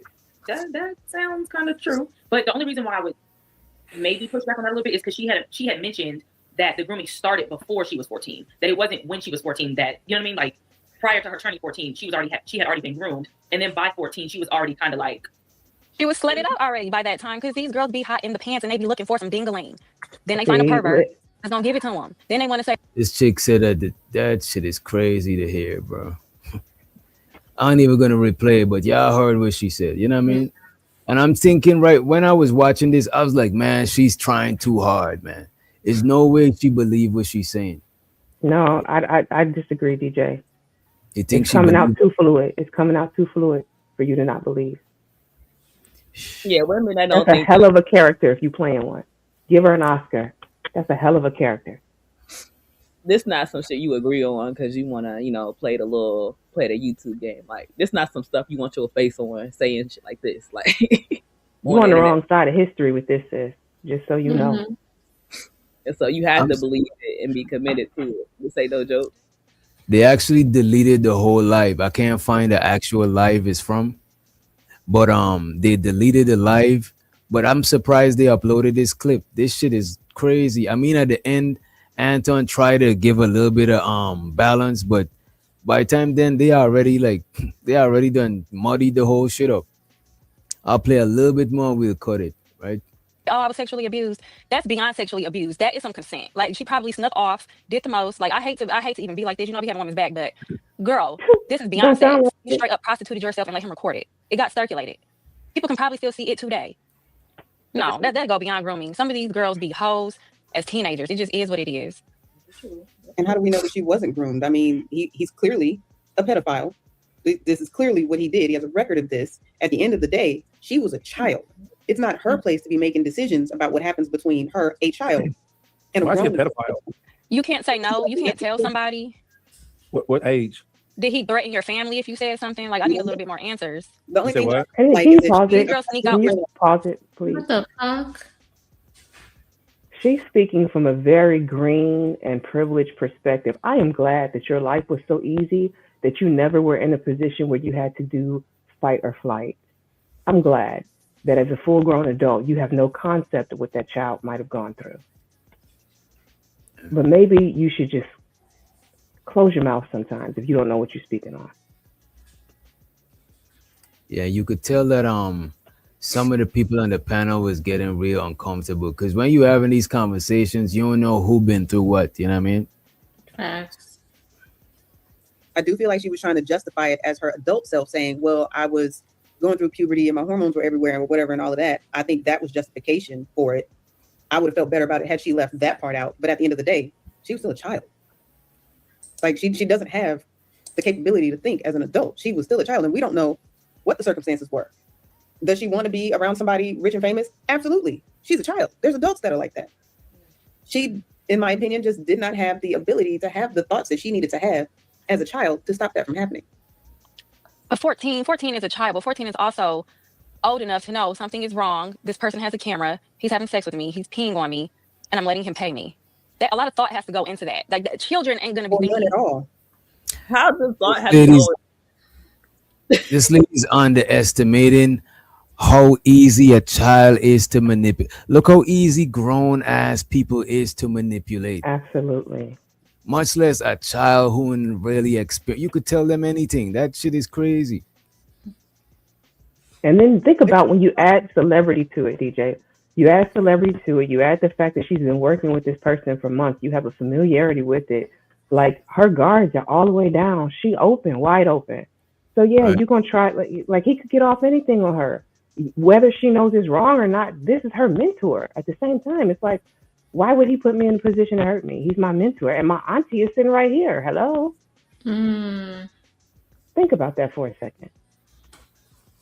To victim shame and victim blame so much, and then try to slut shame a victim, a child victim is insane. And to absolve the adults of all responsibilities, even though he's sitting in federal prison right now, an extended amount of time, is even crazier, because instead of using the video as proof that this little girl was preyed on, she wants to use this video as a tactic to shame her for what happened to her. Oh, you was peed on, you did this and this and this. It was it was recorded, and you got money. And does she understand power dynamics? Think about that too. Power dynamics. Right. Even at jobs, managers done had their way with grown ass adult women just because of their position and shit. Much less a adult superstar to a fucking child. That shit is crazy to me. Yeah. That's extreme power dynamic. Is an extreme power gap between them. Because it happens in the workplace where people use their position as leverage. Even Anton say he got an open box policy. You know what I'm saying? Where grown women is gonna give him the box, much less like that shit is crazy. Let me play a little bit more. If it get too uncomfortable, y'all let me know and we'll wrap it up. At all. And I'm not saying I think he's wrong, but at the end of the day, to me, I think some of these females also be super horny teenagers who be looking to be humped on by some of these men too. That's all. She probably was like more fast for her age. She was on tour. She said she was a rapper on Clearly, tour. Like she definitely probably was a fast teenager. But to me, that still begs the question. Well, not begs the question. That still, to me, it still stands to say that her parents still failed her, because where were y'all at? Like, you guys are dropping her off at the studio with this grown man that. Here's the gag. There's no such thing as a fast teenager. I would say, if you look into the psychology of most of these quote unquote fast girls, they're usually children who are messed with at some point in their youth and start to act it out because it became normalized to them. So to sit and just label her as fast, do kids have hormones? Do they start, doing exploratory things? Yes, usually with other kids though, not with grown men. Like that's where the distinction needs to be made. That's the labeling, even fast. Like it's just, y'all don't ever call. Never mind. Go ahead and play it. I mean, they do. You know what I mean? What you was gonna say? Young men. I was trying not to gender war it, but No, yeah, it's not, No, what you was gonna say? What she? not a gender war. If you saying, look at creative, look how creative it got so excited. No, because I was about to talk. Because I don't even want to talk about this because I must sound like chaotic, but I could kind of see a little bit of what she's saying because even my son is not into girls and all that stuff. He's still into like, I don't know, like playing games and stuff like that. And the girls though, the girls be getting their hair done, putting on makeup, doing all of these things. Right? And I just be like, the dynamic there is just like, you understand? So it's just like, but even like the boys aren't demonized. Huh? No, but the boys are calm managed, but we not Right. like demonized. They Like don't, when they don't villainize them the way they do a fast girl. A fast girl is automatically a negative. A managed boy is often a term of like endearment or cutesy. Like they're not putting a chastity belt on him for being managed the same way they are of some girl they label fast. y'all didn't have chastity belts, man. For You know real, what I'm saying, man. it's crazy. But I get what you're saying because I guess subconsciously is because and this is gonna sound look, let me think about what I'm about to say because I don't want it to sound weird. Like subconsciously, right? We're thinking in a lot of cases when it involves a girl, somebody might force themselves on her or persuade her in a way type shit, right? Whereas with guys, when we're younger, because of how society don't value our chastity or value our innocence, we kind of, some of us might be willing participants, even though, like, you know what I'm saying, even though it's wrong. But some of us, when we're younger, we don't think it's wrong like this. So the odds of like a woman forcing themselves on us is gonna be slimmer than a guy forcing themselves. You know what I'm saying? Maybe you just didn't see it as her forcing because there was parts of you that wanted it as a youth, but it was still forcing, DJ. No, it is still forcing, but I'm saying like the physical anatomy of a guy, you know what I'm saying? We gotta at least want to participate in some sort of degree for it to happen, you know what I'm saying? but Even hold though it's on. still wrong, even though it's still wrong.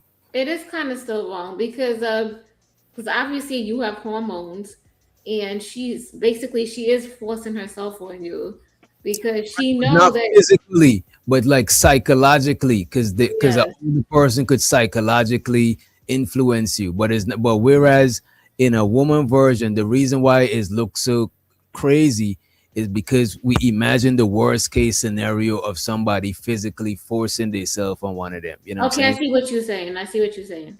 You take it as Well, too graphic. right, but both of it is still wrong. It's just that, you know. I guess the dad was he played an instrument or something for R. Kelly. I don't know. But it's like you're dropping your kid off at the studio. Now, granted, they said that she was with Sparkle because Sparkle was supposed to be at the studio. But at some point, because if I'm not mistaken, she said that the grooming started at 12. I think she was like 12 years old. So I know a lot of very immature 12-year-olds. Like I know a lot of immature 14, 15, and 16-year-olds. So I don't know her personally to say that she was fast or what. You know, immature 40. Look, you right next to Quentin. Quentin is like 12. You know what I'm saying? Fast. Let's say that she was. Nonetheless, technically she still is a kid. Like, you know what I'm saying? I knew some girls back in high school who were thought and bopping at 13 and 14, but I still look at that as like I was like shocked, like we're the same age. Like you're still a kid in my eyes. You know what I mean? So to me it's like I can't really justify the fact that in at 14 it's like, okay, a guy's willing to give you money. Yeah, it sounds exciting. And you might even think you're in love because this superstar likes you, but that comes with the grooming process. He's gassing you up to make you feel like this is something when it's really you're a pedophile. You're doing something that you shouldn't be doing with a child. Same could be said for Aaliyah.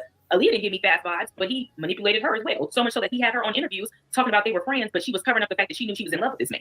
Let me ask y'all a question. What do y'all define as manipulation? Like, and I ain't talking about the regular definition.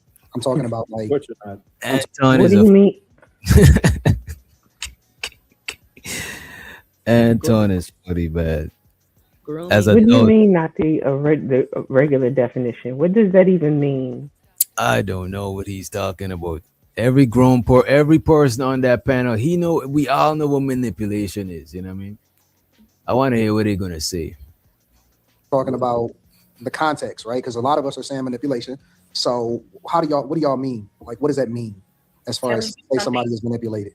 Telling you things to get what you want from, telling you lies in order to retrieve or get what you want from them, telling you lies or giving you something, i.e. like money or something like that, in order to receive the benefit of what you're looking for. To me, that could be a manipulation tactic. Like that's something that adults do. So people do it, but adults do it to each other. So you're saying lies to someone to make them, whether it feel good. Manipulation is a lie.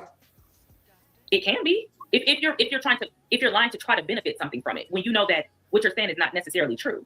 You're saying it so that you can receive something, and then once you get that, you're probably just like, I don't care about it anymore. So it can be, in my opinion. I don't know why she wrote a book about it. Money. I mean, I can see that two ways. One is like, okay, this is my story. That's why I can't take it serious. How traumatized are you? You still trying to capitalize off of it. That's the other part. So on the Things one that make This girl, you want to slap her, right? Look. Hey, you get to slap her. You know what I'm saying? Like, I don't understand what she's saying. What does writing a book got to do with it? A lot of times there's people that tell other people's stories. The story of the homeless guy who was moonwalking. He didn't capitalize off his story. So why somebody can take back their power, take back control of their shit and capitalize off it? I'm sure other people talking about it capitalizing. The news capitalizing, saying everybody that talks about it makes a break. Yes, thank you. Do not use my struggle against me. Right? And I on think top of that, writing think can she- be therapeutic too, no? Don't some people use that as a form of therapy, writing? If she did write it out as a book, what's wrong with that? Right, because for some people it's easier to write it out in a book than to be talking about it. You know what I mean? And I'm saying out of everybody that capitalized off of her story, she is entitled to capitalize off of it more than anybody. You know what I mean? Exactly. people look for the sex tape? I'm like, it's her story. It's hers to do with it what she wants. If this traumatized you and now you want to make money off of it, maybe you feel like you want to win somehow in the situation. So I can get it on that end. But then the other part is like, okay, now, like you say, she's trying to capitalize off of it. And that seems kind of sketchy. So I don't know. I see both sides of that one. Yeah, I would. Right now, Anton paying all of y'all and plus him and YouTube, all of y'all making money right now off of talking about her shit, and she can't write a book about it. That shit is crazy to me. Why she didn't come out when all those other women were like before he got arrested or whatever, like when all those other women were coming out. I wonder why she stayed silent then. Why she didn't try to say anything or tell her story then. Because to me that was like the highlight of the time. If she was gonna come out and say anything, to me it was like during that time would have made sense, but she didn't. So I'm just like, I don't know. Do y'all look at her sideways? She was still a because she got kid at book, that or she's- time, though, too. Is she talking about when they did the Surviving R. Kelly? Like, Yeah. yeah. Okay. Wasn't she a kid for surviving R. Kelly? How old is she now? No, she was grown then, but it don't matter. It don't matter. She can come out and say what she want to say when she want to say what she want to say. Maybe But she was. Maybe Wasn't she a part of it? Though she was a part of the surviving R. Kelly thing, right? No, I don't Sparkle. think so. No, I didn't see her. Well, okay. Her aunt Sparkle was in Surviving R. Kelly, but she wasn't, and she hasn't came out and said anything until she wrote the book. She can tell her story. Like everybody else said they part, she can tell her part, and she ain't gotta do it on your time. Like she can do it on her own time. Like she might need the closure, and he locked up now, so she know it ain't gonna be no repercussions for her coming out. Maybe she feels safe at this moment. She was in therapy. Who knows what she had going on? You know what I mean? But it ain't none of your business. Just buy the book and read the shit. She's telling her story as far as a way for her to be able to profit from it. These are all whores that are getting refunds. There's a whole Me Too movement of whores that are getting refunds. You got slutted out, and now you want a refund. That's what they're getting by taking things to court. They're getting their money back. Somebody just said, I'm not gonna call a 14-year-old a whore. A whore. I believe that both of y'all are right, or everybody is right. I don't see anybody with an actual bad take, in my personal opinion, on this, because I think that Molly is correct. I think that a lot of these young girls, although they are children, know the difference between right and wrong. They know what they're doing. They know what, a lot of times they may not know what they're getting themselves into, right? The extent that they get themselves into, but they definitely are situationally aware enough to know what they get themselves into. But then to actually substantiate Brittany and You're talking about when kids mess around with other kids. You're not talking about he's using that wrong. Situational awareness with an adult. I just dropped in the back chat, the private chat, the definition of manipulation. Do you think that a child would be able to resist this definition with an adult? I posted in the chat. What I would say is just like young adults messing around and somebody end up getting pregnant. Sure, they all know the birds and the bees, but they probably didn't know parenthood or some shit like that until they became a parent. But they understand. So as a kid, you're gonna understand right and wrong on a surface level. But until you live through it and you experience that right and wrong in different scenarios and shit like that, then now you got the wisdom on it. You know what I'm saying? So they saying that a 14-year-old know right from wrong. You mean on the surface level, sure, but they might not know the severity of right and wrong. You know what I'm saying? You know, your parents tell you don't touch the stove.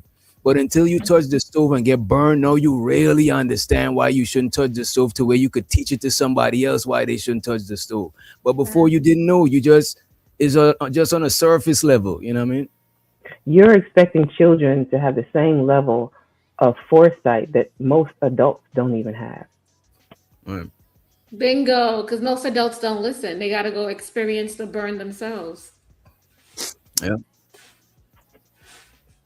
Kim and a lot of other people's perspectives, that does not mean that we don't have a responsibility to protect young people. It does not absolve us from being held accountable from the fact that we are still dealing with children. And they don't know the full extent of what they're getting themselves into. They know what they're doing. They know the difference between right and wrong, but it doesn't mean that they can't be taken advantage of because they still are children. So it is our responsibility, in my opinion, as adults to protect children. And he certainly didn't do that. He went the complete opposite way. But I still think that these young chicks know what they're doing. But that don't, because you can't sit on the fence with that. That's some bullshit. He's trying to, but if you watch the full stream, he was co-signing some bullshit. But after the chat started going crazy and saying what they're saying, he started trying to balance it out a little bit. But it was crazy. I watched the live. Girl willingly and knowingly come up to a guy and say, "Oh my God, I love you." Nigga, that ain't just because she know the difference between right and wrong don't mean that you get permission to be able to take advantage of her. So I think that everybody is right in this. I don't think that anybody is wrong in their assessment of this whole situation. I don't think anybody is wrong. Start calling him Captain instead of tampon. Also the Ong too, he said, the hell? Wait. What? He said, I'll try to find a clip where Anton said he would pardon Diddy, Weinstein, and R. Kelly. You know what? This is what I'm saying. Anton, I don't know if he be saying shit for shock value, but that shit is not no shit you joke about. That's just some weird shit. You know what I'm saying? But nobody takes him seriously. Where's No Captivity? Did he make a live about him again? Right. I'd rather support Freezy. We're playing the Freezy song, DJ Freezy. Let me see if I got you. Hit that like and subscribe button. And make sure you hit that notification bell. That is if you rock with your boy.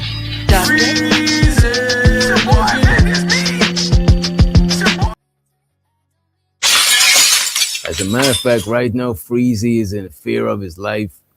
He said Anton know his address, his family members, justice for Freeze. You know what I'm saying?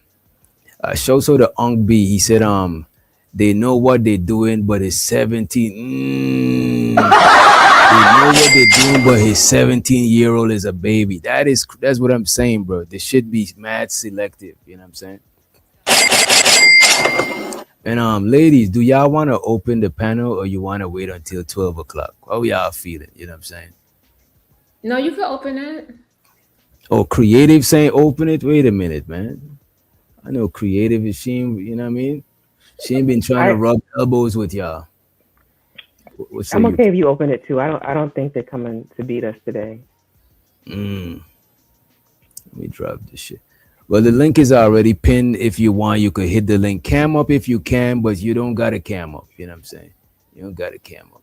We already got a good The reason I be wanting to cam up early on is when I reuse the clips. It just look better when people cam up at least early on in the show. You know what I'm saying? Let me play a little bit more of this shit and take it out.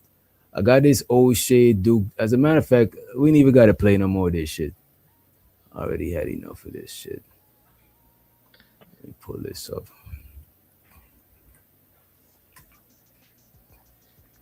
He's very contradicting. I don't know if y'all want to watch this whole shit, but after Tasha K, shouts out to Auntie Tasha K. Right, Tasha K. After she done her interview with Anton, because she didn't do her thorough research before. And you know what? I think she was blinded by the fact that she was beefing with Corey Holcomb and Anton was beefing with Corey Holcomb. So she was like, it's a no-brainer, let's come together and da-da-da. But the thing about it, she didn't did research on Anton because Anton dragged her before a couple of times on his show. You know what I mean? And she found out that he lied about a lot of things on the interview. What's up, Candy? Tasha has friends in this space that she's had for a long time that are also content creators who are able to put together those clips and send them to her. So I'm sure she was well educated afterwards. Right, Nyla, and especially with Nyla, I think Nyla works with Tasha K, because I be seeing a lot of her. Because I'm on Tasha K website. I'm subscribed to her website, so I be seeing all of this shit. I actually Nyla, when Nyla go live, Tasha K be up there too, trying to get her subscribers up. Jay, you getting that good content? Oh yeah, I be on. I ain't gonna hold you. Tasha K be having some good shit, but I've been so consumed with this Anton shit in the space that I've been watching a lot of that shit. You know what I'm saying? Let me see who is this. Oh shit. What was your original? Wait. Go ahead. Go ahead, Brownie. Your question on like for the show, is it safer for women online or outside? What context was that? As far as being attacked online versus being attacked in real life, being protected online versus being protected in real life, like which one? Like, because obviously online is gonna be safer because you're at your crib, but I mean in the context of like hostility, do you get more hostility offline or online? Online, you could find it in certain spaces. I don't get hostility online or offline. Same. If there's a hostile place and I feel like it's going to be hostile towards me, I won't be there. I have my fair share of stuff. So. Even the most hostile motherfuckers don't get hostile with me in real life. Sound like Tell them, Brown, you try it if you want to. Yeah, that fire. You know what I'm saying? I had my fair share of hostility on the internet. Yeah. To be honest with you, though, creative, I don't think most dudes is gonna be hostile to you. No, it wasn't a dude it kind of was, but this other person actually contacted my job. Whoa. They doxed you? What the fuck? No, because she was mad I went live about her and that turned into a whole nother whatever. But anyway, it could happen. Wait, somebody just sent me Anton biggest secret just exposed. What the fuck is this? Let me just save this. I'm about to watch this just now. Somebody said it ain't safe anywhere. I think you just gotta vet people. That's it. What I would say though, it is healthy to have conversations with people who don't agree with you, but just the disrespect, it just, you know what I mean? If we could have respectful conversations and respectfully agree to disagree, but is the disrespect be taking it away from the conversation and people start poking at each other personally? Yeah, that's facts. Let me play some of this shit. And the man, as a black man that preaches, oh, you're conservative, you're a leader, you believe in this and believe in that, but there's so many lies and contradictions and things that back up your message. Like, you got to pick a side. The other day, Tasha K had a live stream that wasn't on YouTube. Now, this live stream was... what'd you say? Nothing. That's what we're trying to say. You got to pick a side.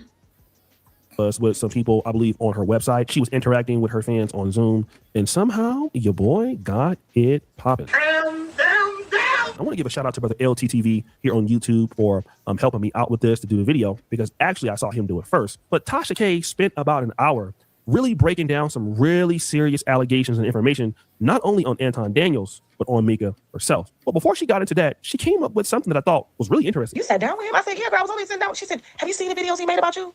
I said, no. She said, he called you all types of black and I said, are you serious? like that. As you know, Anton Daniels did show up to Tasha K's platform for an interview. The interview that wasn't released on YouTube, but the clips were, and she said she's never going to put it out on YouTube, but we have seen the clips of the video. And she said that Anton, according to Nyla, who's also on YouTube, that Anton has called her names before, like bees before, all sorts of things. But when Tasha K came calling, he went and did the show. Now, I went to Google Gemini and I tried to type in if I could find the clip. And I asked Google Gemini this question. I said, has Anton Daniels ever been critical of Tasha K before? I just noticed he was And wearing Google a Gemini says, 5150 yes, jersey. Anton Daniels has been critical of Tasha. What'd you say? I said I just noticed he's wearing a 5150 jersey. He always supported That's kind of petty, no? he used to support Corey Holcomb, but Corey Holcomb started dissing him. You know what I'm saying? But I guess he still supported him. Tasha K in the past, though his stance has shifted back and forth depending on the situation. His relationship with her is often described by viewers as transactional. He will criticize her when she is messy, but collaborate with her when it serves his brand or helps him address a common rival. Now, you know, it is crazy. Wait a minute. My last account was banned. American First Rifleman. Your account is not banned, bro. Let me let it play. I'm going to check this shit. Work when Google Gemini finds out that you are fake as F. But then Tasha K would focus on Mika. And I know she probably does have real receipts, but what she said about Mika was crazy work. It's a whole thing. First of all, he don't want her. He don't want Mika or his wife? He don't want Mika. The husband don't want Mika. Okay. Is she even married? Yes. Okay. They're married. Okay. They live in a $200,000 house in DC. Okay. Okay. What the fuck does Tasha K know these type of things, bro? She did her research. She got people who call her and give her the clues, everything. But how she know how much the house?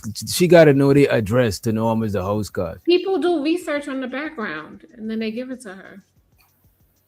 She made it seem like he worked for the president. He's a police officer. Oh. And he can't post family. He can't do this, but his daughter was all over his page. Mika's husband is supposed to be a Secret Service agent. And Mika was not being honest with Tasha K because she went and found out some information. She actually went and found his Instagram. And when she found the Instagram, he deleted it. Okay. So he doesn't work for the president. Oh, I thought he blocked me. He actually deleted his page. I was like, how this dude know that we reviewed him over here? You know what I'm saying? Because I searched his shit and he was gone. But he made a post that his last post was let me see what his last post was. He did say something about like something alluding to how he felt betrayed. I got that shit still. Oh yeah, let me pull that shit up. Who feel betrayed? Mika's husband. Oh, But damn. it don't sound like he felt betrayed by her. He felt betrayed by people who leak his page, I guess. This was his last post. Let me full screen it for you. You know what's crazy? Getting betrayed by people I thought were really tight with me. Sharing personal details about my life with bloggers for personal gain is wild. I play nice for way too long. Oh right yeah, now- Kay says she knew people that knew her husband, that knew her and her husband. Mm, So it was probably Tasha K connect. probably. She don't figure it out. Yeah, but he deleted his shit because that shit is crazy. You see, that's how this internet shit really be affecting people's lives. I done heard of people got divorced because of this shit. This shit is crazy. Mhm. But that's Mika's fault again. Like that's her fault. Like all of this is her fault. And the repercussions that happen to the man that she married to, it's also her fault. She didn't cover her husband, I think. And Yeah, she didn't set boundaries. If Yeah. she would have had boundaries, it would have never went this far. I think it's her fault, but I think too, it's partially Anton's fault too. no, 'Cause if it's absolutely his fault too. Yeah. he fuck with her for real, he would have cleared her name up. But the whole time he was just trying to big himself up to look like he was he was punking Corey Holcomb. He had his victory lap. He could have really, because the same right after that shit, people were calling her a side piece. He could have gone on his show and just talk about that shit for 10 minutes. She even low-key subliminally asked him to do that on the show that she was on while he was up there. She's like, "Oh, I'm gonna just." I was like, "I'm gonna wait till you come to just talk." And then when he talked, he said nothing about that shit. He just said, "Oh, Mika was straight. Mika was in pocket. Mika looked like a snack. I almost bite Right. me." That's all he said. You know what I'm saying? Hey, So he, in a way, he inferred a double down on her being a side piece. That's what he did to her. and even if she was a side piece, right? Even if she's his side piece, he's still supposed to like protect her. Yeah, because how your side piece is not even at a bare minimum a friend. Like that shit is crazy. That's Y'all miss- facts. Y'all missed out on one important detail. Is there? Mika contacted Tasha K. No, dummy. You the one that went to Tasha K. You ain't have to talk. You did not have to do that. You decided to get out there and you wanted clout and you wanted attention and you wanted to be fucking seen and you were seen. You contacted Tasha You K. know who Tasha could K didn't know who Mika you know was. who could have put a business out to? The first dude that we watched, he's the little flamboyant-ish interviewer we watched. Oh, I know who you're talking about. The He brother. actually, yeah, he The actually, brother podcast. Yeah.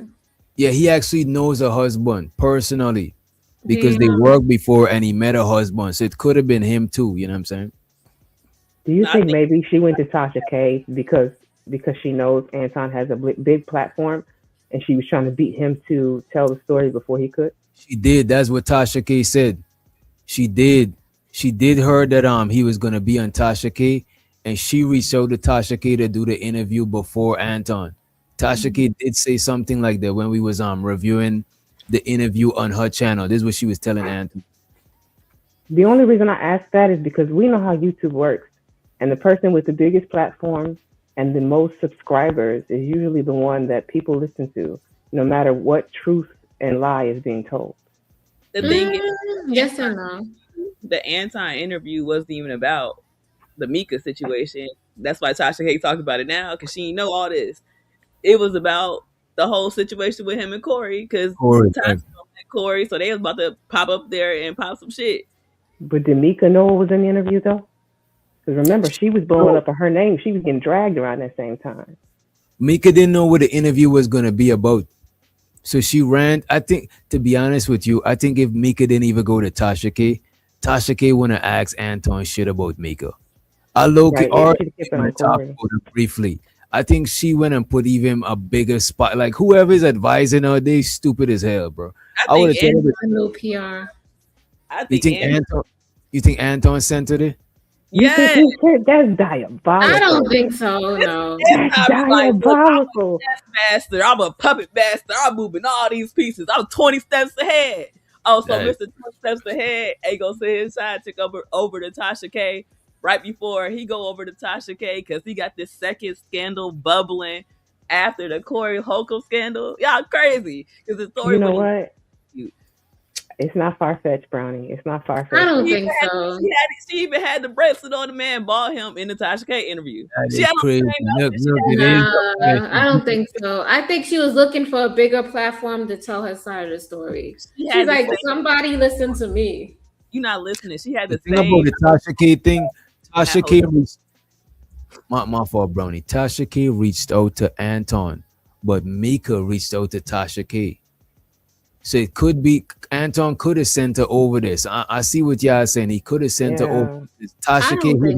That's diabolical. Hey, I don't put it past him. But even if he did or did not, that was a bad move for her to go up. To be honest with you, look how Buddy ate her up in that interview.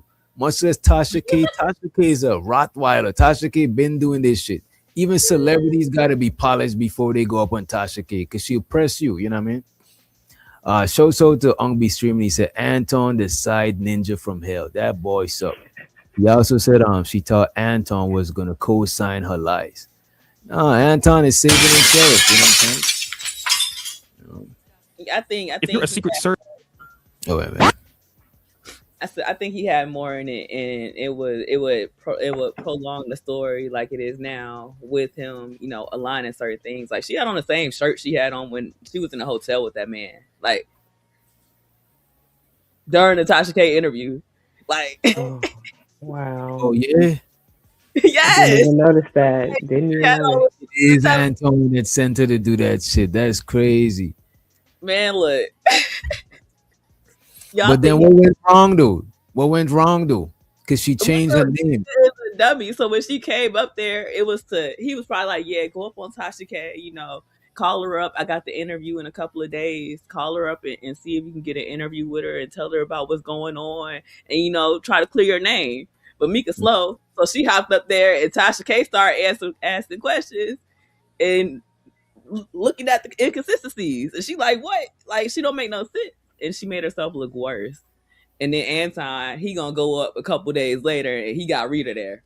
Right. That's crazy. That's Y'all ain't crazy. people to play. Anton sacrificed Ow, her. that's That's wild. crazy. I could see it now. Like if you put all of that together, I could see it now. Shows all the Sherelle in the Now ear. Brownie knew what shirt she had on. Brownie, you was clocking up. Then he hopped up on the live dragging her a couple days after. Yeah, that And is see, crazy. think about that.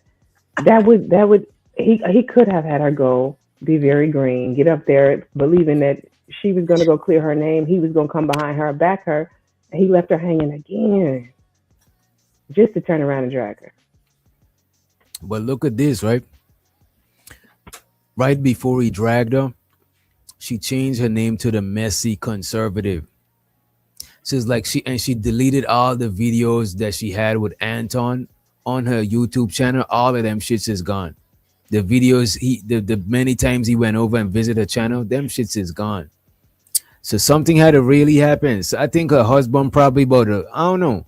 I think it's really affecting her life though. Wake up call. Mika was not being honest with Tasha K because she went and found out some information.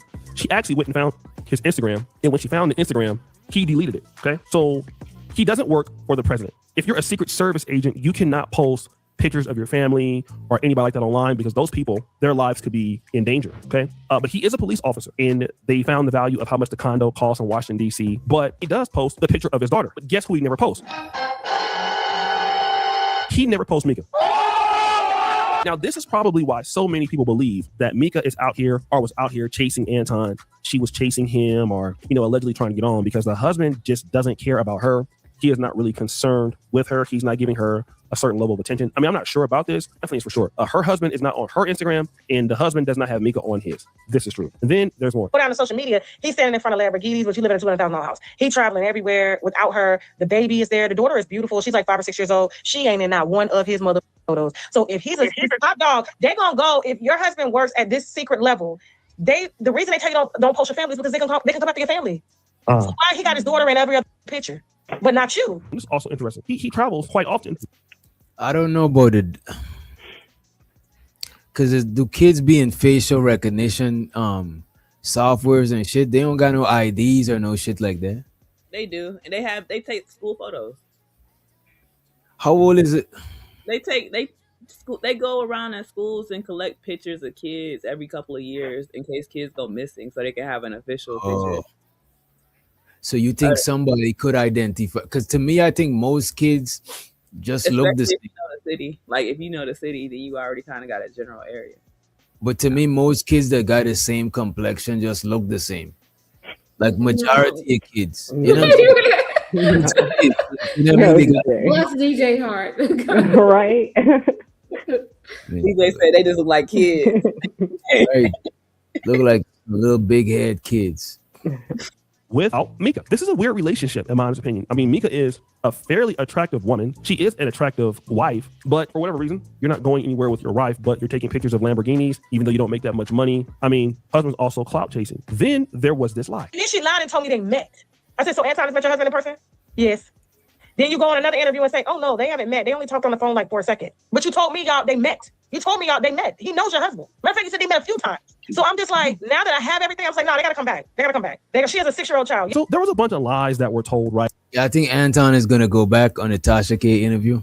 No. You don't have a need to. For what? No. I'll see So him Mika was saying that first. Who? He'll be on 5150 before he go back to Tasha K. I don't think he going to 51. Right, that's never happened. So no. Anton met her husband, then would go on to somebody else's podcast, said Anton did not meet the husband, and things like that. But then all them legs and thighs and ass, you think he not hitting that? Oh, come on. And he lives alone. He lives alone. He doesn't even live in the house that his wife and his daughter live in. He lives in the condo that he shoots out of. this was the most interesting. Damn, how did she know that? And is that true? Anton don't live with Rita? The hell? And how would Tasha know that shit? When you know people, Tasha K is connected. That's the thing. Like when Tasha K a blogger, she in the tea. She know people in every city. So if you know people, like she got a large network. So when you got a network like that, and you got somebody like Anton, it ain't hard to when you piss people off, they'll call and volunteer information on you. So it's no telling. It could be the barista that he go and get his coffee from every morning, right? Or Rita hairstylist, but she be getting her hair done, dragging Anton. It could be anybody. People see things and they put in the word. They might get some money for it. Point that she would make, obviously, in the podcast. It was a bunch of things she talked about, but this was probably the most interesting. Number one, Anton does not live with his wife. Anton lives in the studio suite or in the studio. Now, I remember him talking about this a few years ago. He was putting it together, but this nigga said Anton said he don't live with his wife.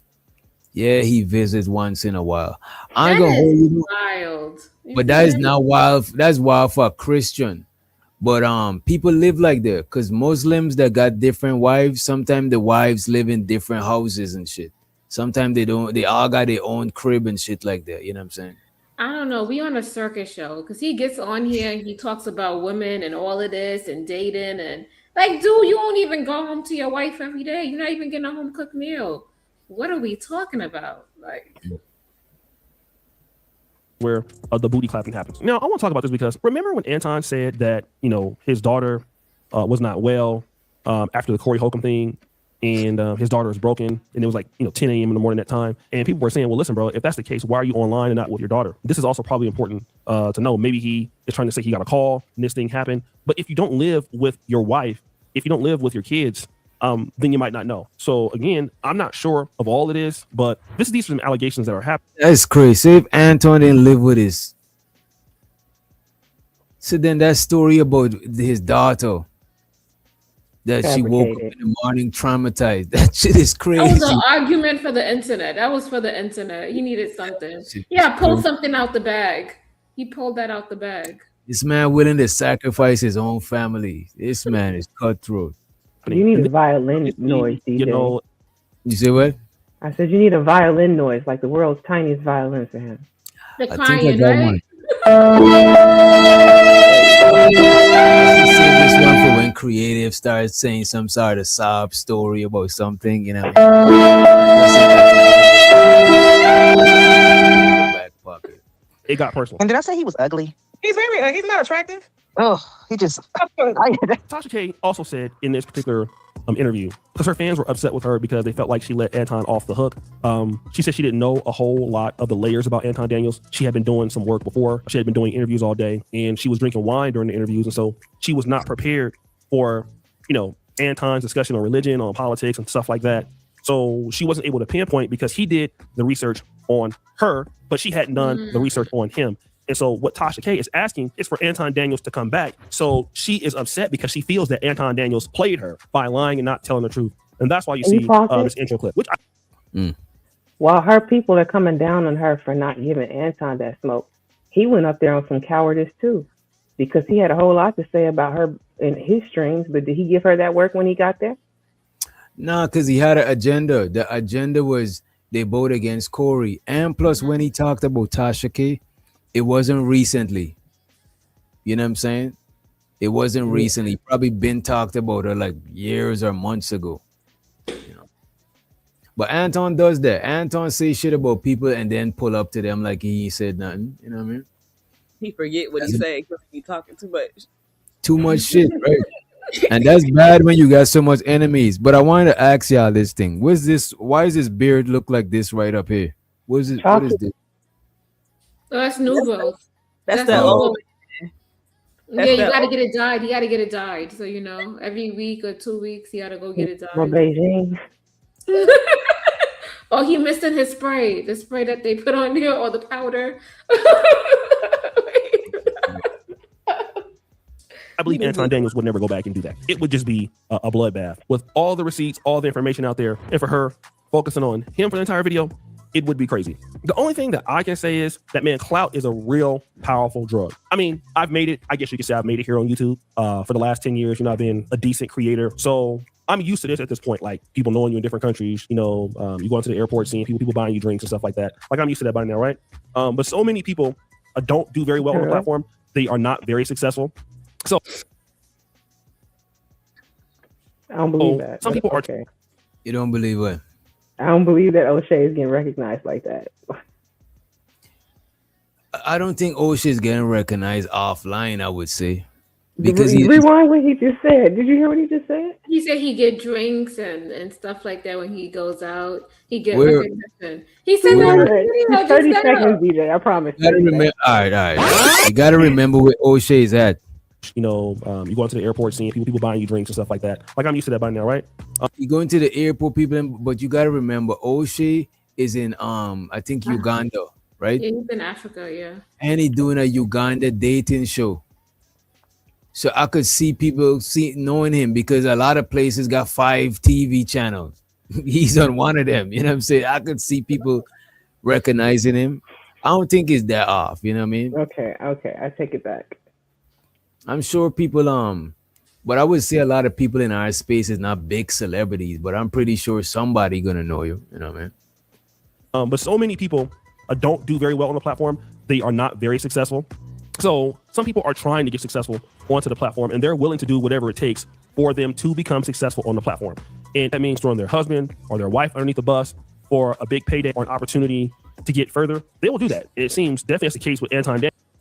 Luxury Bucket List says Anton says he's gonna be on Stephen A. Smith. That's what's up.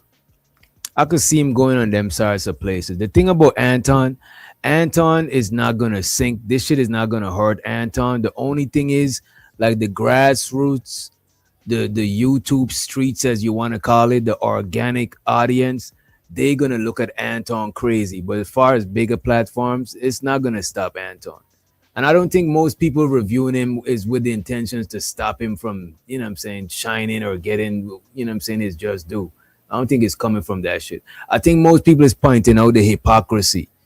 How he says, the culture, Pookie, Ray, hoes, all of this shit, and being a Pookie, you know what I'm saying, or trying to be a Pookie, having hoes, you know what I'm saying, the same shit everybody else is on. He tried to chastise it, and then he's on the same shit. And I think that's what people is pointing out. I don't think nobody trying to stop him from getting his. You know what I mean? Maybe Freezy. Maybe Freezy and the Free Show. Daniels, and it's definitely the case with Mika. But the real big issue that I really have with all this is that it's short-lived. The problem with like lying online and just doing a whole bunch of silly stuff is that ultimately your fan base has to trust you. And that's one of the things that as content creators, we have to try to be as authentic as we can be, right? Because people are not dumb. If you're not authentic and you're just doing whatever you can to make money or to grow, people will realize that. People will realize that. And then if you, somebody like Mika, just think about, you know, if you did have a husband that the relationship was already not going good, now you have this, your actions have caused, you know, him to remove his Instagram because people are snooping around it. People are trying to find more information. And you're really the reason why that is. I mean, it's just a terrible situation altogether, in my honest opinion. And this is going to just get worse. There's more information probably coming out each day. But guys, what do you think? It's your boy O'Shea D. Jackson back at it again with another episode of The Celebrity Drug. I appreciate you for all you, Shirley Bell. We're out. And Devin the God, where's your picture? Why you not cammed up? Why you don't got an avatar picture? What he saying? I think it's somebody from Kick. Kick be having a lot of trolls and shit, you know what I mean? You know. All right, let me There's a whole bunch of trolls. And I had this one more shit real quick. Somebody just sent me some shit. I'm trying to Candy Cane, didn't you add a video? Oh, Candy, you had a video.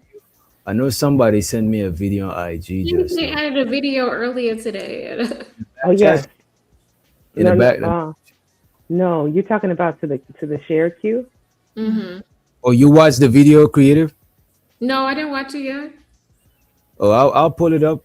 Authentic reactions. Let's go. I'll pull it up. Let's see. It's off topic, but yeah, it's something we can review. Okay. I'm on the playlist. Which one is it? The It's last about one. the doctor. Yeah, there's two of them that I added. I think it was too short.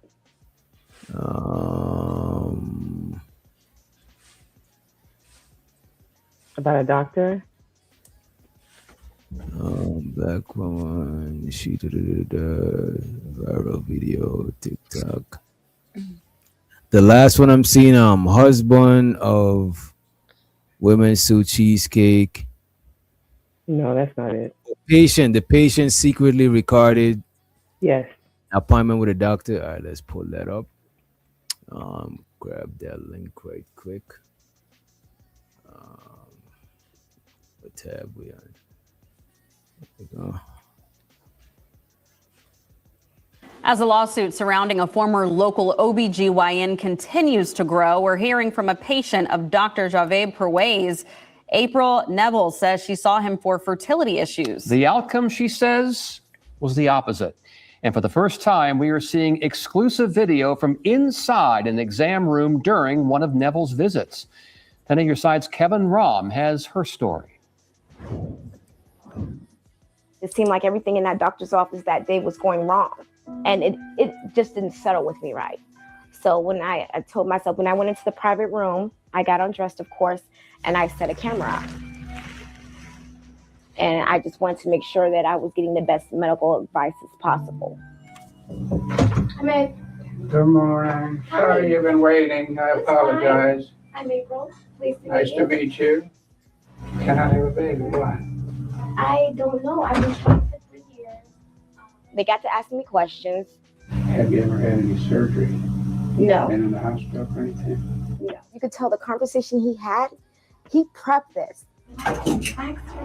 Sitting on the bed, and they did a pap smear on me. Sometimes you can have these little cysts on the ovaries that come and go, but it makes it difficult for you to get pregnant. And he's like, "Oh yeah, Miss Neville. Let me just say this. You're talking about trying to have a baby, and you're having issues. Basically, there's a surgery I can do to help you get pregnant." So we're going to help you have a baby. Thank you. Yes. We're going to do. I'll do my part. And I thought to myself, like, that's easy? Is that all it takes? And he was like, yeah. He was like, yeah, go ahead, go home, keep trying, and, have fun and do what you do. Now, one thing I'm just going to warn you. He said that the medical insurance won't pay to help me get pregnant. That's kind of what he said. We're going to write it as if you've had some problem with your periods. He said that I can help you. I'll do a surgery on you. We'll schedule it. I'll write it down. I'll write it off as a DNC. And you'll be able to get pregnant. And I took it as, okay, well, this man knows what he's doing. So he literally set me up for an appointment to have the surgery done. I waited I probably say about a few months before I went to go seek a second opinion from another doctor. They claimed that I had got a partial hysterectomy. I said, does that mean I can't have kids? She said, well, would you like to hear the good news or the bad news? She said, I can already tell you there's no good news. Damn. That's crazy. You put your trust in somebody. And for them to do you like that, it was so hard. It was so hard. She asked me who was my doctor then, and I told her Dr. Perez. And she was just like, What y'all think is the motive behind shit like that? Like, why would the doctor, what's the incentives for him to do some shit like that? Is it hate? You think it's hatred inner of women? Yeah, hatred of women, or it could be racist too. It could be racist, because I heard a lot about that shit, you know what I mean? Before we go the racist route, I did send you a second video, which included a white woman that he did it to also. Oh, he did do it to a white woman? Is it in the playlist? It's in the playlist. Okay. Okay. But a woman was in there with him. You think she's in cahoots with him? Does she know what he's doing? She probably doesn't know. Because remember, he told that woman that he was going to have a surgery to help her have a baby and then removed her freaking uterus. That's sad. I'm like, Did you see the joy when he told her there was a possibility? yeah, And she the was. hurt? That is some grind. That is treacherous right there. And the thing about it, people trust doctors like they literally be butt naked in front of them. You know what I'm saying? That's wild. Let me see. Let me play. Should we play? Do we need to play the? Let me play the rest of this. Do we need to play the other one? Let me pull it up just in case. I think you should go see the police. Using women's bodies to line his own pockets. Today's verdict, the justice that many of the patients were waiting for. We as women, we can't take back what was taken from us. To know that he's not out there, operating on anyone else, that no one else will be a victim. Knowing that little bit helps me sleep at night. So the other Powerful video, testimony. Go ahead, Candy. I think the other video gives more context as to just how many women. That's why I sent it, if I'm not mistaken. All right, let me Is pull it that bad up. that I want to know what insurance they have? Nah, that's just you in work mode. You know what I'm saying? Am I in work mode? I want to know what insurance they have. Are they? Because I really want to know what hospitals are covering this insurance, or is it? I want to know if this is Medicaid, like Medi, like what is going on here? Like how is he able to do this? And do these women have other options that they could go to? I'm really concerned right now. Like, is it a demographic? Is it like a working class that he's targeting? Is it the low income he's targeting? That's kind of tricky to know. You know what I'm saying? It Mhm. probably I don't know. Is this video gonna give us like a idea of the demographic that he's targeting? It's gonna tell you the numbers, and the numbers are gonna surprise you, I think. Okay, that's good. He did the hysterectomy, told my family that I had cancer. I had none of it. More than 500 women are suing Chesapeake Regional Medical Center for a combined $5.1 billion. Man, got 500 people. This is that quote that they say. What they said: "Good people stand by while bad people do cause harm or whatever," something like that. To me, that would insinuate that they was privy to what was going on. They knew what was going on. But look how 500 people. If 10 people would have came forward, like they could have saved some of those women.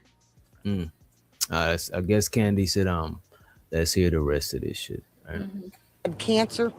I had none of it. More than 500 women are suing Chesapeake Regional Medical Center for a combined $5.1 billion. Healthcare fraud tied to irreversible hysterectomies, improper sterilizations, and other medically unnecessary surgeries on hundreds of women. Reasons former Chesapeake doctor Javaid Perwaiz has been in a federal prison since 2021, serving a 59-year-long sentence. The lawsuit also names the hospital's current CEO and 2 former CEOs. The complaint accused them of, quote, enabling former physician Javaid Perwaiz to perform unnecessary, uninformed, harmful, invasive, unlawful, and life-altering gynecologic medical procedures on them and other women for nearly a decade at Chesapeake Regional Medical Center, despite... These niggas been doing this shit for almost 10 years, and there's a whole ring of them. That's why it's important to know what insurance it is, because they probably targeting low income because they're like,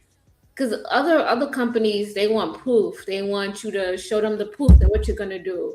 The trails, everything. They doing it themselves. Everything under the table.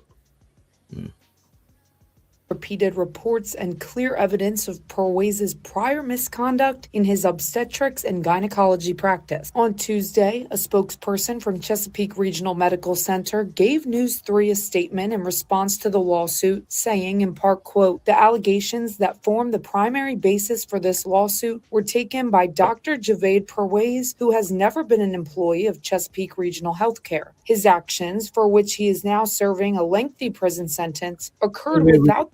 Are they disowning him? Let me bring it back. It sounds like they disowning him. Unlawful.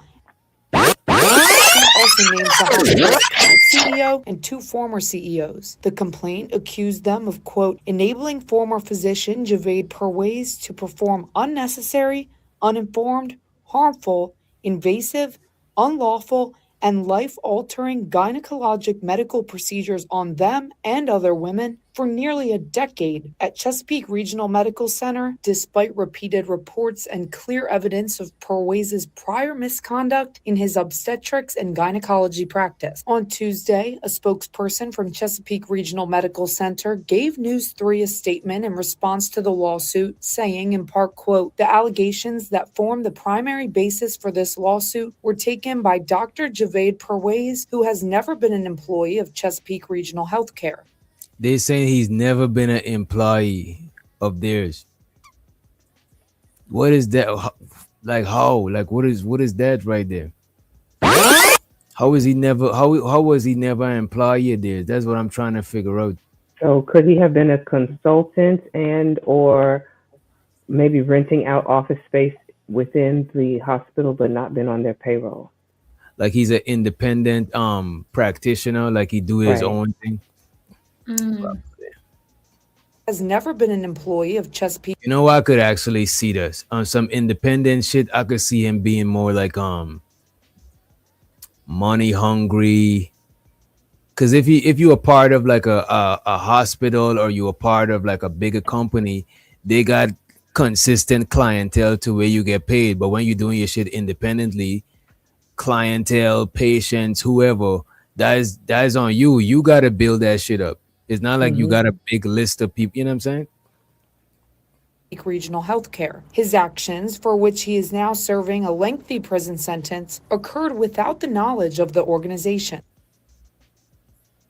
So the reason I thought this was worth reviewing is because it's not like he was removing an appendix or something, you know, a useless body part. He's removing their uteruses, which has a lasting impact. Like it can cause you to go into menopause early, hormonal changes in the body. These women were trying to go and have babies. He's just removed your ability to do that for the rest of your life. That was truly diabolical, what he did. It was not, I see why he got 50 plus years in jail, because like 500 people. And so you asked what the reason was. I do think that this was a hate for women. Because notice they didn't say he was doing any surgeries, unnecessary surgeries on men. Right. Or is he just a like a specific doctor? They say he's OBGYN. So I don't think he's If I was the woman, I would sue. I would sue the hospital and the medical, because Oh, there's no way you don't know what he's doing. Like, you guys don't have I paperwork. would be surprised if they didn't sue. I would be surprised if they didn't. I think they did. Yeah, the first story was talking about the lawsuit. He's been in jail for a while and already convicted of this, and the women are now going through the process of court to get justice as much as they can anyway. That's sad. Like, you can't, took away her chance of having a baby. That shit is wild. You know, that should remind me of when the first thing I thought about is like organ harvesting and shit. You know what I'm saying?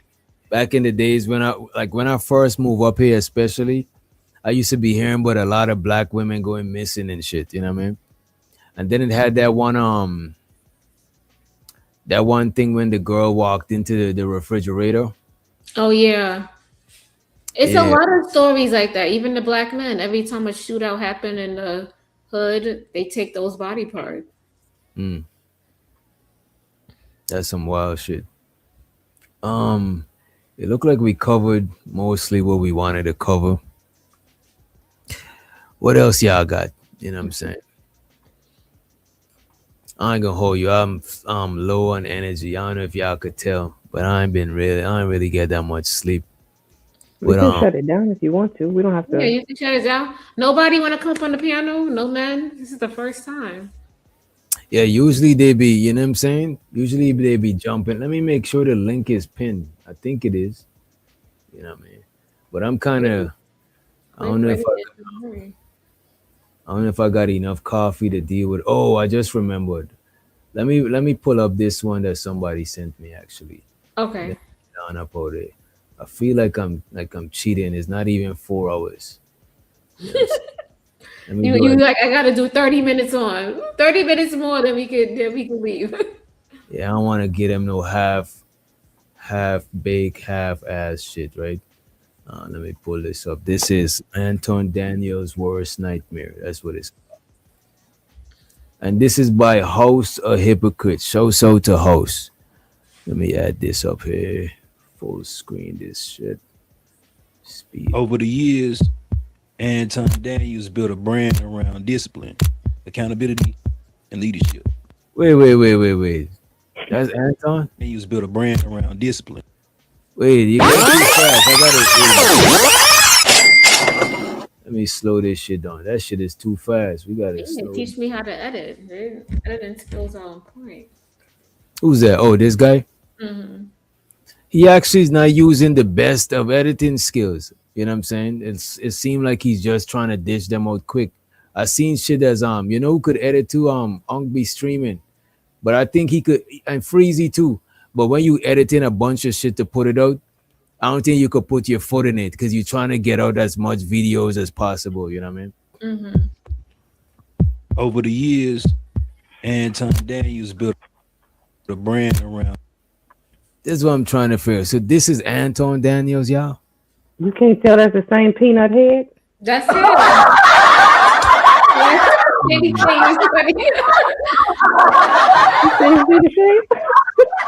So this is how he looked when he met Rita? Could be. Now I see why he got to shower Rita with all of these blessings. You know what I'm saying? Now I see why. Because look at this, man. Rita was looking out for him. You know what I mean? That shit is crazy. Discipline, accountability, and leadership. But behind the image, some critics say that story doesn't add up. You probably not, because you ain't from the streets, right? You better off dead, nigga. And I'ma say that with my chest. Say whatever you want to. Close my mouth, nigga. Ain't all this extra shit you talking about. Don't nobody give a fuck about that shit. Dead, nigga. We don't need you on this earth. You need to die, nigga. Nigga. How about that? Kill me then, nigga. Tell you the names of all of their relatives and shit, because I know. But if I can't leverage you, I have no use for you. Let me ask you a question. If I had met you some time ago, you think we would be in a relationship? He tried to dirty Mac and tried to, you know what I'm saying? The nigga know I'm married, nigga know I got shit going on. Luckily for me, I do what the fuck I want to do and I don't worry about that shit because I got control over my situation. What's your name? Alicia. Where are you coming from? I'm coming from the Aroma Labs. What is Aroma Labs? Where you parked at, right there? I'm parked right there. You go and you test out fragrances and make your own perfume. You say what? I said, are they hugged up? Anton You got got his arm him. around her? Yeah, Anton got him a little thing, you know what I'm saying? You know what I mean? Hey, man. So to it, man. And body lotions. What do? You just be chilling for the most Yeah, part? I'm an entrepreneur and then I also work for Child and Family Services. So you gonna let me buy you lunch then, right? You got a boyfriend? Why you ain't got no boyfriend? That's not the priority right now. All right, so take my number down. So that means He you was coming fully to hang out married with at me, this point, though, right? Yeah, I ain't gonna hold you. This just seem a little staged. I know she see there's a whole camera right there. You know what I'm saying? I know this lady sees a whole camera right there. This, you know what I mean? This is kind of staged right here. But even if staged, Go even if ahead. it's staged, why would you want to give off the impression as a traditional Christian married man, the closest thing to Jesus? Mm. Why would you want to give this? Like he just be moving flaw. I don't. Okay. I think he's trying to I think Anton is one of them people that miss out when they was younger and they trying to relive it. You know what I'm saying? There's some niggas they establish in life and all of that shit, and now they want to do hood shit and ratchet shit because they already, you know what I'm saying? They was in their books or they was on whatever they was on. But it seems like he's trying to live that player You know what I'm saying? I'm in my 20s, early 30s. I'm just, you know what I'm saying? I'm outside. I think he tried to like emulate that shit while saying he's a Christian. You know what I mean? So that means you coming to hang out with me tomorrow, right? Sure. Whoa. Okay. We not gonna start the documentary off like that. We will get to that. But let's get to know who Anton Daniels was before the money and before the fame, and put it before the platform, before the opinions. There was a young man growing up in Detroit. Anton Daniels was raised in a city known for its resilience, where discipline, structure, and survival often shaped the path forward. During his early teenage years, his father, Thaddeus Daniels, made a deliberate decision. Damn, these niggas. Oh man, wait a minute. These niggas put the man dad out here. Damn, is this doxing? I would think so, but I would say yes. Man. Y'all done set me up for failure, man. That shit. It's all good, dude. The private this shit. Show to the Marcus. What up, Marcus? Placing him in a Catholic school for 7th and 8th grade. An environment built on structure, rules, accountability, values that would later echo throughout his public messaging. From there, he would go on to attend Cass Technical High School, one of Detroit's most well-known institutions. A school with legacy, producing names like Big Sean. Lessons on lessons. I treat the beat like it's a reverend. I tell the truth like, Father, forgive me. These are all my confessions. Without further ado, let's welcome to the stage, Big Sean. Woo! What up, though, Cass Tech? And Diana Ross. Inside out and round and round, upside down. Boy. But unlike many who use that foundation to pursue higher education, Anton took a different route. After graduating, he went straight into the workforce, taking a job in a steel mill. By the age of 22, he wasn't just working, he was building a life. Around that same time, he got married, became a father. Responsibilities came early, and with them, a different kind of pressure. For some, that path represents stability, but for others, becomes a foundation on how they see the world, discipline, responsibility, and expectations. And for Anton Daniels, those early experiences will go on to shape not just his life, but the messages he will later bring to millions online. What if the person teaching you about discipline wasn't always living by the same rules? When Jesus shed that blood, when he died, that made it easier to be able to walk in your sins, to know that you are not going to be perfect. Things are going to happen to you. But because I died for you, you're able to ask for forgiveness and That don't mean that you can justify bringing somebody else into this world just because you had trauma. You have to become a whole person before you bring another whole person into this world. And if you really want to raise them up in the admonition of God, you cannot continue to live a lifestyle that would then lend itself to them living in sin, the very sin that we're trying to get away from. High standards matter. Accountability matters. But what happens when the message and the reality doesn't fully align? He tried to dirty Mac and tried to, you know what I'm saying? The nigga know I'm married, nigga know I got shit going on. Luckily for me, I do what the fuck I want to do and I don't worry about that shit because I got control over my situation. But what if my chick wasn't familiar with the fact that I got a chick out here with? That I got a chick out here with? That I got a chick out here with? What is Aroma Labs? Where you parked at, right there? I'm parked right there. You go and you test out fragrances and make your own perfumes and body lotions. What do? You just be chilling for the most part? I'm an entrepreneur, and then I also work for Child and Family Services. So you gonna let me buy you lunch then, right? Yeah. Oh, you want to see me today? But I can't today, but I can see you tomorrow. Okay. Where you say? You say far? East. Where you move from? I moved from Houston. I'm from here, but I moved from Houston. Did you move back? March of last year. So I've been here about a year. You got a boyfriend? Why you ain't got no boyfriend? That's not the priority right now. All right, so take my number down. So that means you come and hang out with me tomorrow, right? Sure. You gonna be my best friend? Yeah, I can be your best friend. Text me and then we'll link up tomorrow. Okay. All right, bet. All right, baby. See you, baby. So was there a tripod or did he have a third person there? Who was holding the camera that far away? That's what I'm saying. This is staged. This whole thing is staged. Like right now, either this girl see this man is holding up a camera or it is a tripod, right? There's no She's way. not looking at the camera. That angle. She's ignoring the camera. There's no normal person that's ignoring the camera like that. You know what I mean? Right. Oh, you want to see me today?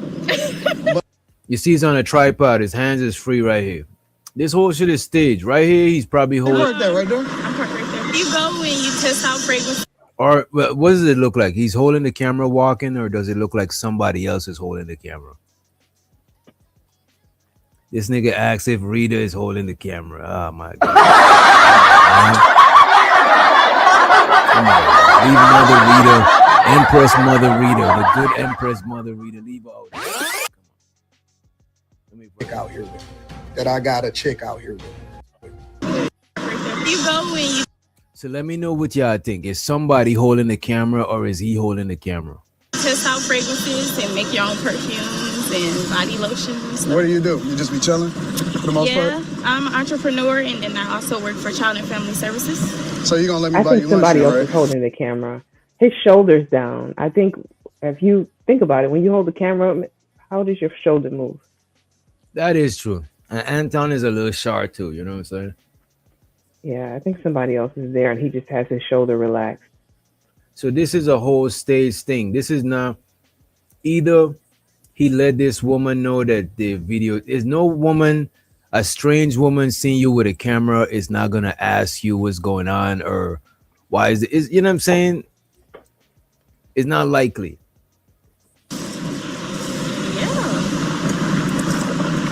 Oh, you want to see me today? But I can't today, but I can see you tomorrow. Okay. Where you say? You say far? He just said you want to see, like, look, man, this shit is staged without no script. It's staged, but the script is improv. You gonna let me buy you lunch then, right? Yeah. Oh, you want to see me today? But I can't today, but I can see you tomorrow. You want to see me today? She laughed. It wasn't even funny. Yeah, come on, this shit is staged, man. She didn't even answer. He answered the question. Where you say? You say far? East. Where you move from? I moved from Houston. I'm from here, but I moved from Houston. When did you move back? March of last year. So. He could be holding it with a tripod. He could be holding the camera with a tripod because you never see his other hand. So he could be using a tripod, which is even weirder. You got a whole selfie stick out here, you know what I'm saying? Trying to holler at a chick with holding a selfie stick. That shit is crazy. He probably paid her. It shows how the I hell was just gonna say that. I wonder how much she got paid for this commercial. Probably Probably $100 or $200. Right, right. You got a boyfriend? Why you ain't got no boyfriend? That's not the priority right now. All right, so take my number down. So that means you come and hang out with me tomorrow, right? Sure. You're gonna be Even my the best friend? conversation does not. That's not how it happens. No. Yeah. Yeah, it's just, and That's it's not how too, it happens. you know what I'm saying? Look, there's another cut with him on the car right here. When did he go to the car? You know what I'm saying? This shit is crazy. Like how he got all the way over here. Sure. You're gonna be my best friend? You don't be like that. Yeah, I can be your best friend. Oh, text me. Look at this. All right, the statue is right here. You know what I'm saying? You're gonna be my best friend? And then he's in the car. Come on. It could be a tripod. I think so. Or it's sitting on the car, and you know what? Yeah. A lot of the selfie stick camera holders type shit. A lot of them got like a tripod at the bottom. I think I got one somewhere. It usually got a like some feet at the bottom. You can make it. Yeah, I have one. Yeah, I have feet at the bottom. Yeah, I can be your best friend. Text me and then we'll link up tomorrow. All right, bet. All right, baby. See you, baby. For years, Anton Daniels has built a platform centered around his Christian values, around being married for X amount of years, what he believes modern men and women should be like. To his supporters, he a voice of truth, but to his critics, it's something entirely else. This is the fuck Anton sector. That's what sector this is. So if you don't want to see content on Anton, get out of the fuck Anton sector and go back to the Anton sector. Oh my God! Because the deeper you look, the more complicated the story becomes. Behind every viral clip, every strong I'm gonna hold you. I take that back, creative. This nigga is putting his foot in this editing. You know what I mean? opinion, every moment that sparks debate, there's a timeline. A timeline shaped by environment, by influence, by moments most people will never see. What's going on is Anton from AntonDaniels.com. I want to give you guys a little bit more insight into my life. A lot of the videos that I've been giving you guys over the past few years have just basically been about the present. It's been about who I am and what my life is like in its current state, whether that be all of the different places that I travel, the things that I buy, types of businesses I've opened up, whatever that current state is what you guys have been getting. The part of my life that I think that it's important for you guys to really know where I've come from, what's molded and shaped me into the person that I am today. And I think that's where we're gonna start. You've gotten glimpses of it from a few story times and things like that, but you haven't really got the full picture. Right now, I'm in my old neighborhood, actually on the actual block that I was raised on. The reason why I'm on this block is for two reasons. Number one is for a future video. I'm actually trying to buy the house that I grew up in, so a little bit of That look like a I was gonna say look like a nice neighborhood. negotiation as it relates to that. A lot of off-camera stuff. The second reason is because I really need to tell this story as it relates to the different schools that I went to and how it's affected and changed my life. This isn't just a story about a content creator. It's a story about an image, perception. Because in today's internet culture, perception is everything. And once an image is built, it doesn't just represent who you are. It represents who people believe you to be. So the question isn't just who Anton Daniels is. It's how that image was built, what shaped it, and where it holds up under scrutiny. To understand that, you have to go back to the beginning. This man got a whole Anton documentary creative. This shit right here is crazy. Anton Daniels' father, Thaddeus Daniels, unfortunately passed away in November of 2017. And I couldn't help myself but to find out, how did he die? Oh my God. And I came short. Over the past 9 years, no grandchildren, no children, no friends, no coworkers have posted memories about Thaddeus Daniels. And I know, as people, we grieve in different ways that we may not show the public. But after 36 years of marriage, his widowed wife remarried in under 2 years. Now that's interesting, because is it fair to ask, did this new marriage of Anton's mother drew a wedge or fuel some type of anger for him to enter what we know today to be the manosphere.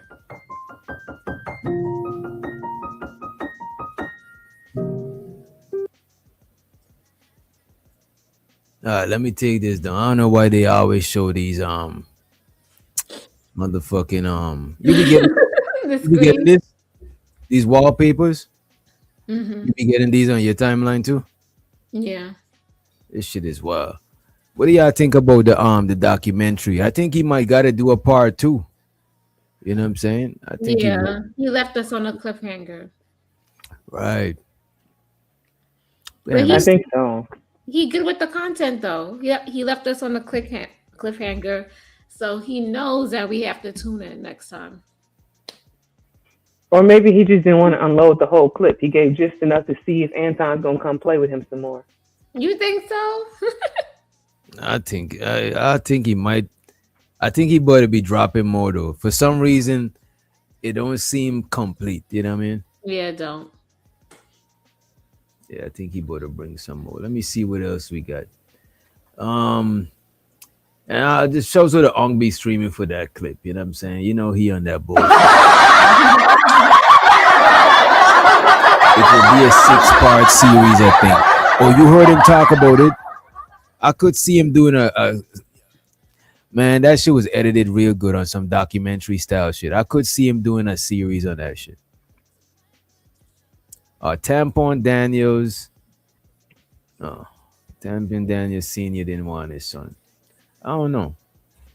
Let me pull up something else real quick. Y'all heard about this lady. She used to work with Anton. She actually was giving Tasha K them the drop on Anton. And when I listened to it, it sounds like I was judging her unfairly because it sounds like he was telling he's painting a narrative about her that wasn't a few true. days ago. Tasha K had a private Zoom with her audience on her website, and they were talking about a bunch of things, but at a point they started talking about Anton Daniels. And of course, you know, her audience was roasting him. And then you heard comments like, And did I say he was ugly? He's very, he's not attractive. Oh, he just. yeah, they were saying that your boy Anton was not that cute. Got him! But I mean, that's subjective and whatever the case is, right? Anybody can say whatever they want to say. But then on the stream, there was a person, and I was shocked to see this. There was a young lady who used to be on the Lapeef network. That lady came on and she had this to say. The only woman on that show, had no idea what YouTube was all about. It was a debate show, and Anton was very good at being like the polar opposite of me. Like I was like, you know, we went back and forth because I was like feisty and he was who he was. So one thing that I wanted y'all to know, like Anton lures people in with this idea of, hey, I'm gonna jump off your career and make you famous. Like he always presents himself like I'm a married man, you know, so you don't have to worry about like me being in a, you know, like he always presents himself in that way. So I want y'all to give Mika the benefit of the doubt is that he's approaching her as, oh, I'm going to make you famous. Like I'm going to do this. And I know she want to be a rapper. I know she want to do so many other things. Like but he's probably telling her, oh, I'm going to do this for you to have her. Yes, but he's trying. Y'all believe Anton told Mika them things? To some extent, I could see that. He told her she was going to be on 5150, and then she got there, and they weren't even trying to feature her. So it's clear he lies at times. Yeah, I think so. Yeah. Trying to have her in spaces with him, right? So that he could potentially, you know, make moves on her. But I'm going to guarantee that she probably never slept with him. He loves to put the illusion out there that because he's surrounded by beautiful. And this is what I'm saying. I still don't believe that he piped her down, but I just don't want to be a hater. Like if I'm trying to say he can't get no chicks, you know what I mean? But for some reason, I don't think that he smashed her. I think he's using the perception that he smashed her to boost his own image. You know what I'm saying? I just feel like if they were on the low doing whatever, he wouldn't try that hard on the front end to prove it. Right. And I think they would try to cover it up a little bit because at the end of the day, we adults, like we trying to fucking tell everybody. I think he would have covered it up a little bit if they was actually fucking around. You know what I mean? Women that he's doing something inappropriate. And I'm going to give y'all an example. So we started that Lapeef show. It was during COVID, right? And the creator of the show, JR, he was like, hey, y'all, I want to meet up. Like, I want all of us to meet up. So we went to dinner. That was the first and only time I ever met Anton, right? So we all went to dinner. It was me, JR, Lapeef, JR, his name Lapeef, but you know, whatever. He go by JR too.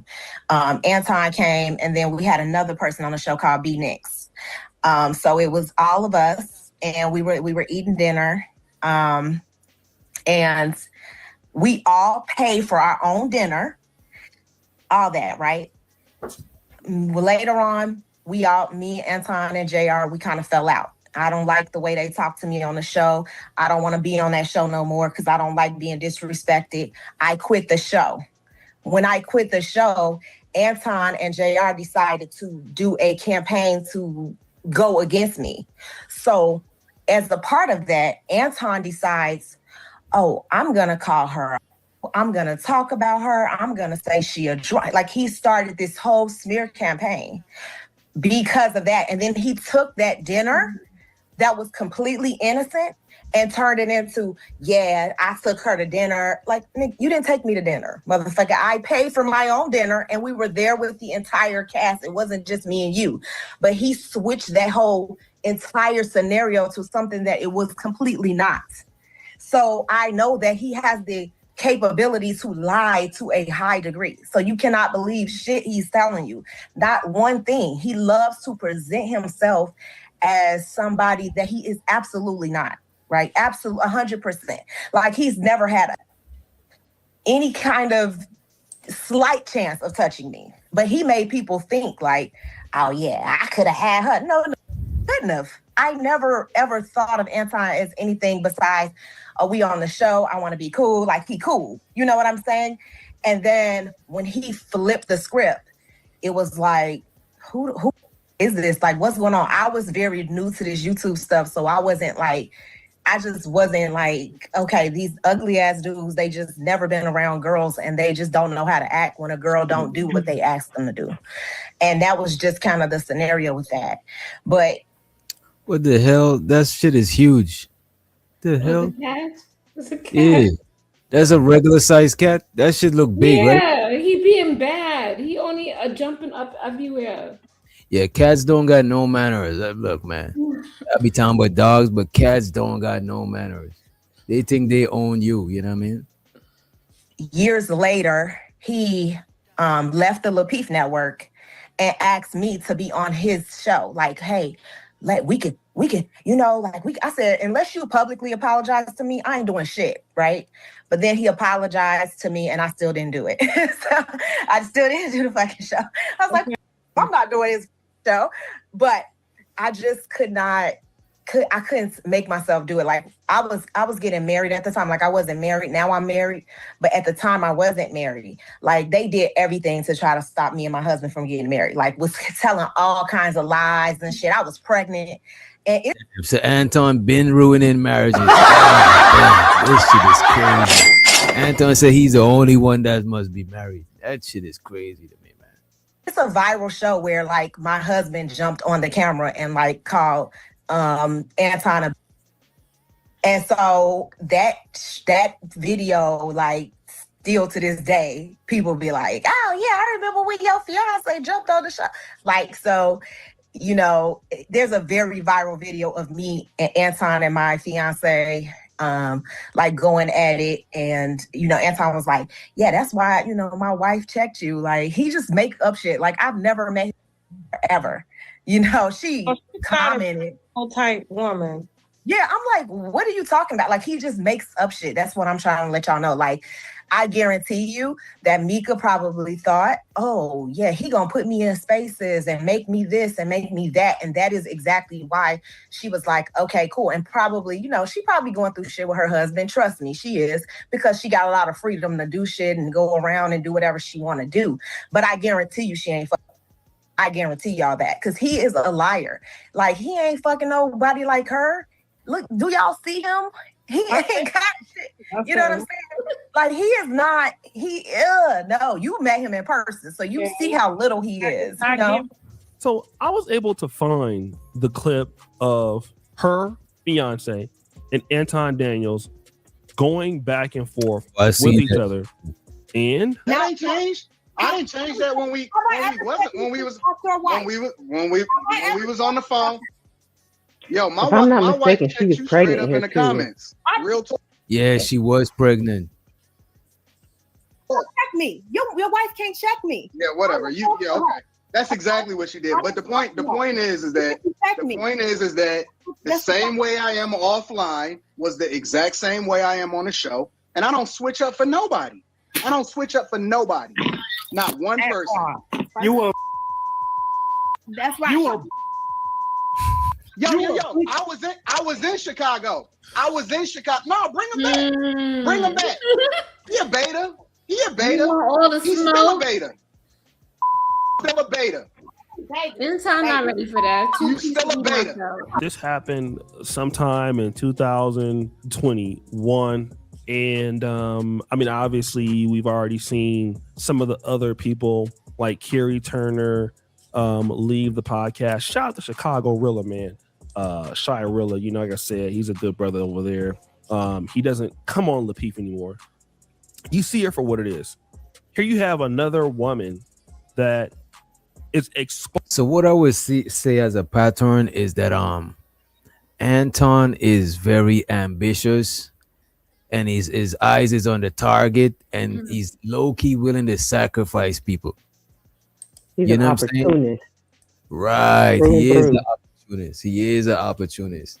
Even if he play, I think he would. I think some people, their brain is trained to find opportunities in every scenario. Like, they just can't help it. They're opportunistic in almost every scenario. They're always looking to get over. You know what I'm saying? It's like, it's weird. You know? Exposing Anton for the same things that all the other women are saying. Now, here's what he will do. He will come out and say, you know, O'Shea, oh, y'all jealous. Or he might say something like that. You know, he might say that, you know, y'all turning on me. And it's ridiculous when you just see so many people that have the same gripe against him. It's insane. Like, I've been on YouTube. And again, granted, I'm not, you know, as big as Anton Daniels on the platform. Anton Daniels, the bulk of Anton Daniels' content is putting out a bunch of reaction videos, but he just reacts to somebody else's content, basically playing somebody out, and nothing wrong with it as a strategy, but that's what he does. Between 9 and 10 minute videos. So as a content creator, if he did not have that element, Anton Daniels would not be good on YouTube.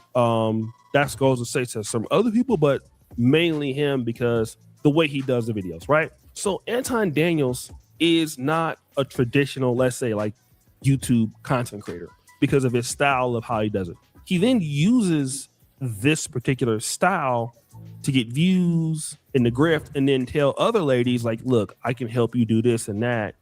And somebody like myself, who's been in Black YouTube like nonstop since 2015, I don't have, and I've been. So last time we were on, and I think it was Unc who made a comment about like the 1%ers or the 20% of men that don't have to lie to get the box. And I told you guys why I thought Anton was not in that 20%. Here's the proof over and over. He lied. He actually did lie. He lied several times. He told the chick she was gonna be under what you call it. But we could look. we could all tell that Anton is not like a select dude for the most part. But not to say that non-select dudes don't get chicks and shit like that. But Anton seems like he ran into a bag and he's just trying to live a certain way that he didn't get a chance to live when he didn't have the bag. Like money don't change you. It just give you the resources to be who you always wanted to be in the first place. You know what I mean? And this is who you wanted to be. All that Christian conservative shit, that's because he had to say that shit. But this is who Anton actually wanted to be the whole time, you know. Active longer than Anton, with over 400 million views on all my channels. What'd you say? I said my audio cut out, so I didn't hear part of what you said. Did you hear what I said before it dropped? Yeah, I heard what you said. Why you saying he gotta you saying because he lied, that's why he's not one of them dudes that don't gotta lie. And I was saying I think Anton is living how he always wanted to live, but he just didn't have the means to live like that or the position. Because like money and fame don't change people. It just give them the resources to be who they always wanted to be. It just give them that boost. You know what I'm saying? But what I was trying to say is that even his money doesn't save him. Just getting into the top 20% or being a 1%er because he's a millionaire doesn't guarantee him the open doors that he expected. So he still has to lie like a regular nigga. I see what you're saying. I see what you're saying. To me, Anton is being a regular nigga. You know what I'm saying? And not even a regular nigga. Anton is actually portraying a fuck nigga. That's the crazy thing about it. This nigga wait till he got bread to be a fuck nigga. That shit is crazy. Christian fuck boys. That's That is wild. I want to know who else is live. I might as well send y'all to Unc be streaming. This nigga been live for how much days? For 40 days and 40 nights. Shit. Let me see.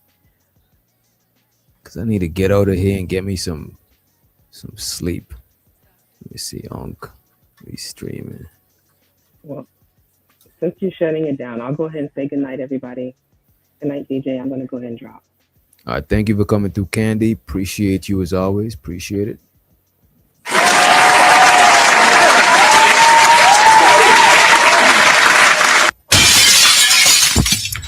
We about to get on up out of here. You know what I'm saying? We about to get on up out of here. I'm not sure where everybody else is at. You know what I'm saying? But we about to get on up out of here, and we're gonna send you all to. Let's send you out to Unc be streaming. Unc be scheming. But we could play some music in the meantime, in between time. We're gonna play the hero and couple other track. I'm just trying to set up this redirect. I got you. I got you covered. Is you cool?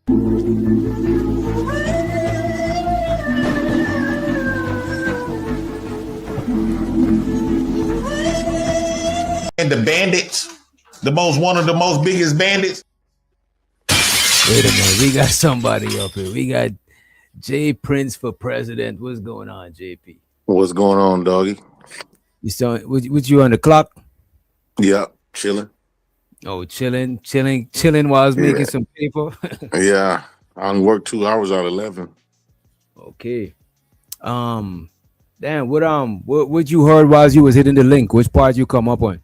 The Tawana part. Oh, you was there for the Tawana shit. Yep. Man, I done seen a lot of this stuff, the patterns, even when I had the patterns. Before I lost my channel, I could have got some little clout off him because I still got the videos of the lies and stuff when he lied and said he paid for my rent, when my kids' Christmas and therapy and stuff like that. And then I end up showing the receipts. But I can't say Anton done ran a lot of people away. This is like pattern behaviors. And so this is why I'm not really so shocked about what's going on with Anton right now. You think if you had worked with him, he would have sacrificed you? Oh yeah, definitely. I wonder who he put on that he didn't throw under the bus. Probably Island Girl. I think that he didn't. I thought Aaron O, but he don't fuck with Aaron O no more. Yeah, I wonder what happened there. But to keep it real with you, I kind of respect Aaron O for that shit, for keeping it player, because he don't say shit about him. So we don't even know what happened between them like that. You know what I Yo, mean? well, you don't even see Aaron no more. He be going live sometime, but I don't see it. I always see after he was already live. So I don't know if the algorithm ain't showing him up.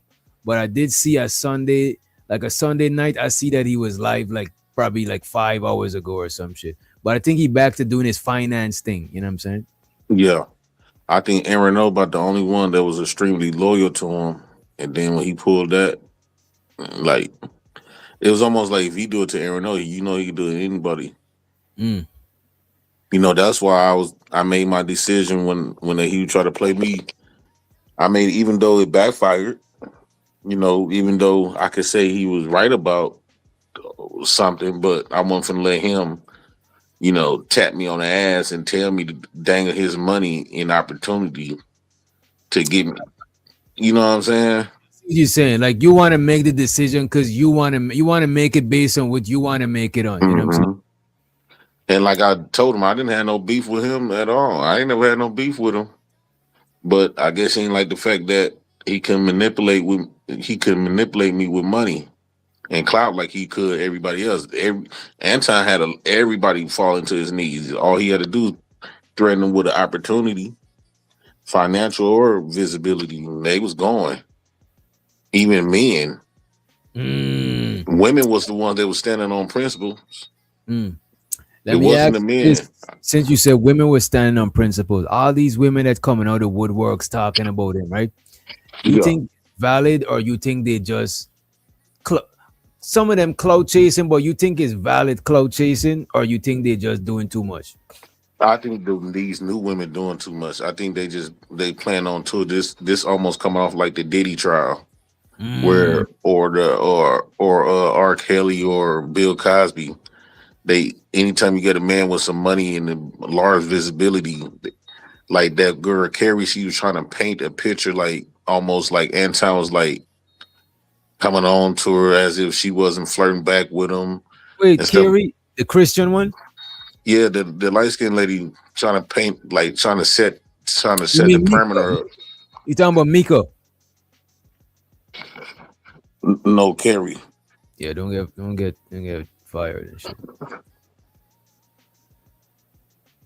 I didn't see my light going off.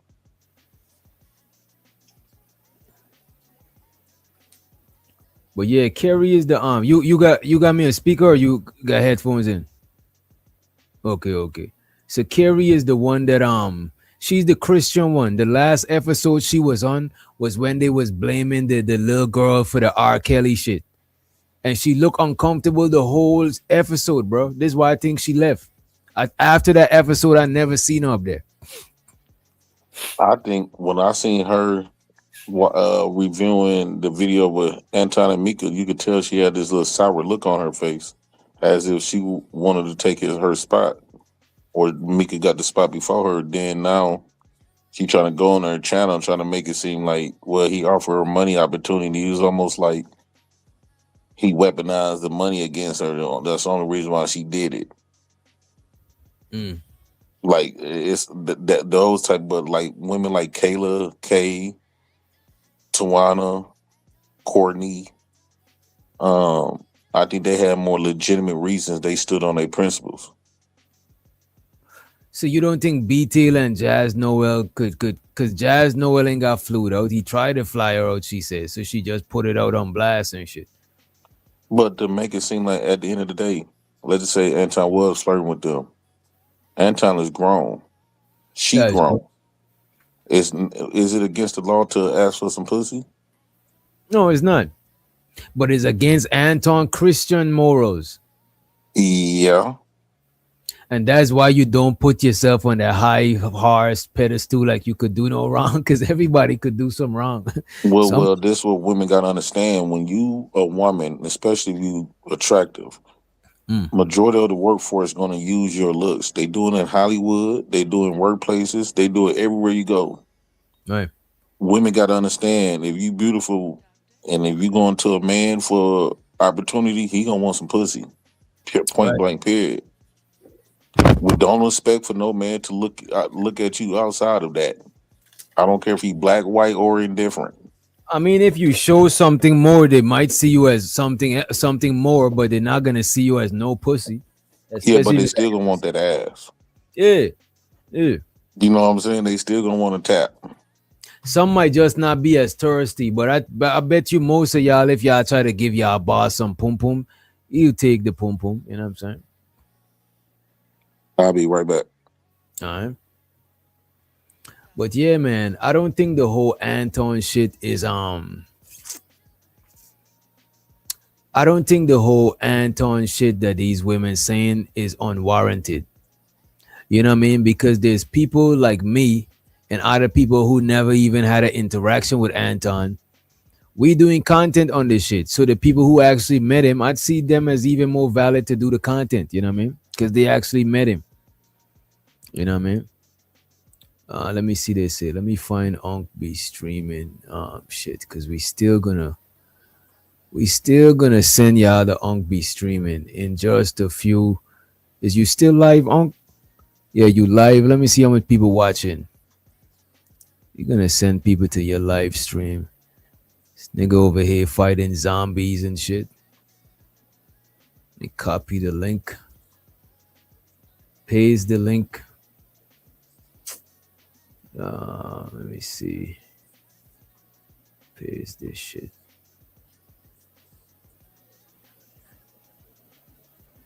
Yeah, we might parlay in the Discord.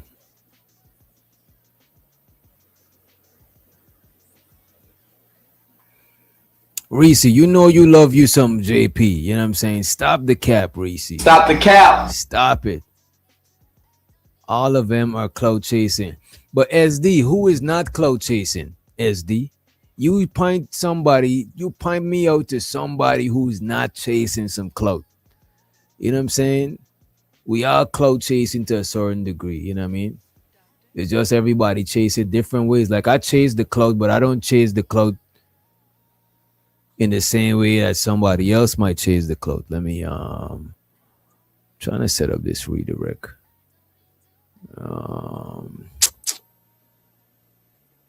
And when y'all go to Unc be streaming, y'all make sure y'all hit the like button when y'all get over there, man. 18 said he'll be in Discord. I'll be in Discord. I'm about to go in the after party room. Let me post it too. Anybody want to pull up to the after party room? I'm about to actually go in there with my phone. You know what I'm saying? Let me see.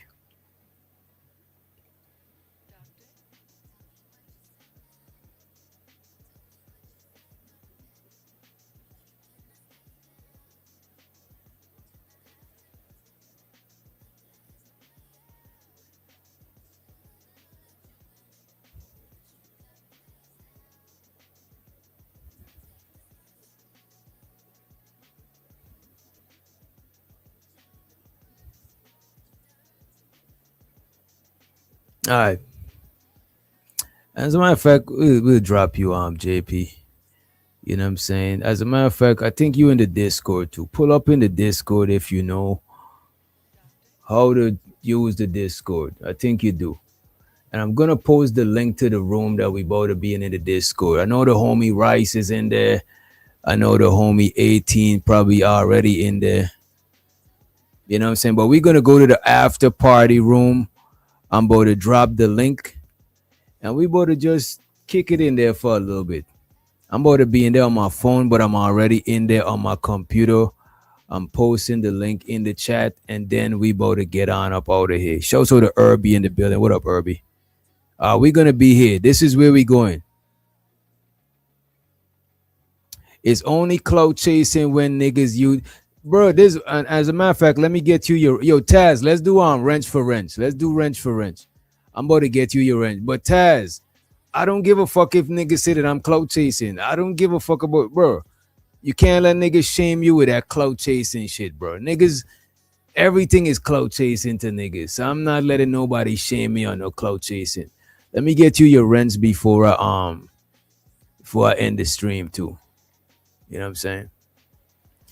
Yo, JP, we about to end this stream. I'm about to pull up in Discord. I'm about to pull up in Discord. I'm about to redirect this to Unc be streaming. I'm about to left y'all with a Freezy song. Hit that like and subscribe button. And make sure you hit that notification bell. That is if you rock with your boy. Freeze it. It's your boy, man. It's me. It's your boy, man. Freeze it. It's your boy, man. It's me. It's your boy, man. It's your boy, man. It's me. Plug me in, man. Plug me in. It's your boy, man. It's me. Plug me in, man. Plug me in. Freeze it. It's your boy, man. It's me. It's your boy, man. Freeze it. It's your boy, man. It's me. It's your boy, man. It's your boy, man. It's me. Plug me in, man. Plug me in. It's your boy, man. It's me. Plug me in, man. Plug me in. If you were wondering if these were some degenerate bandits sitting up here, then you were correct.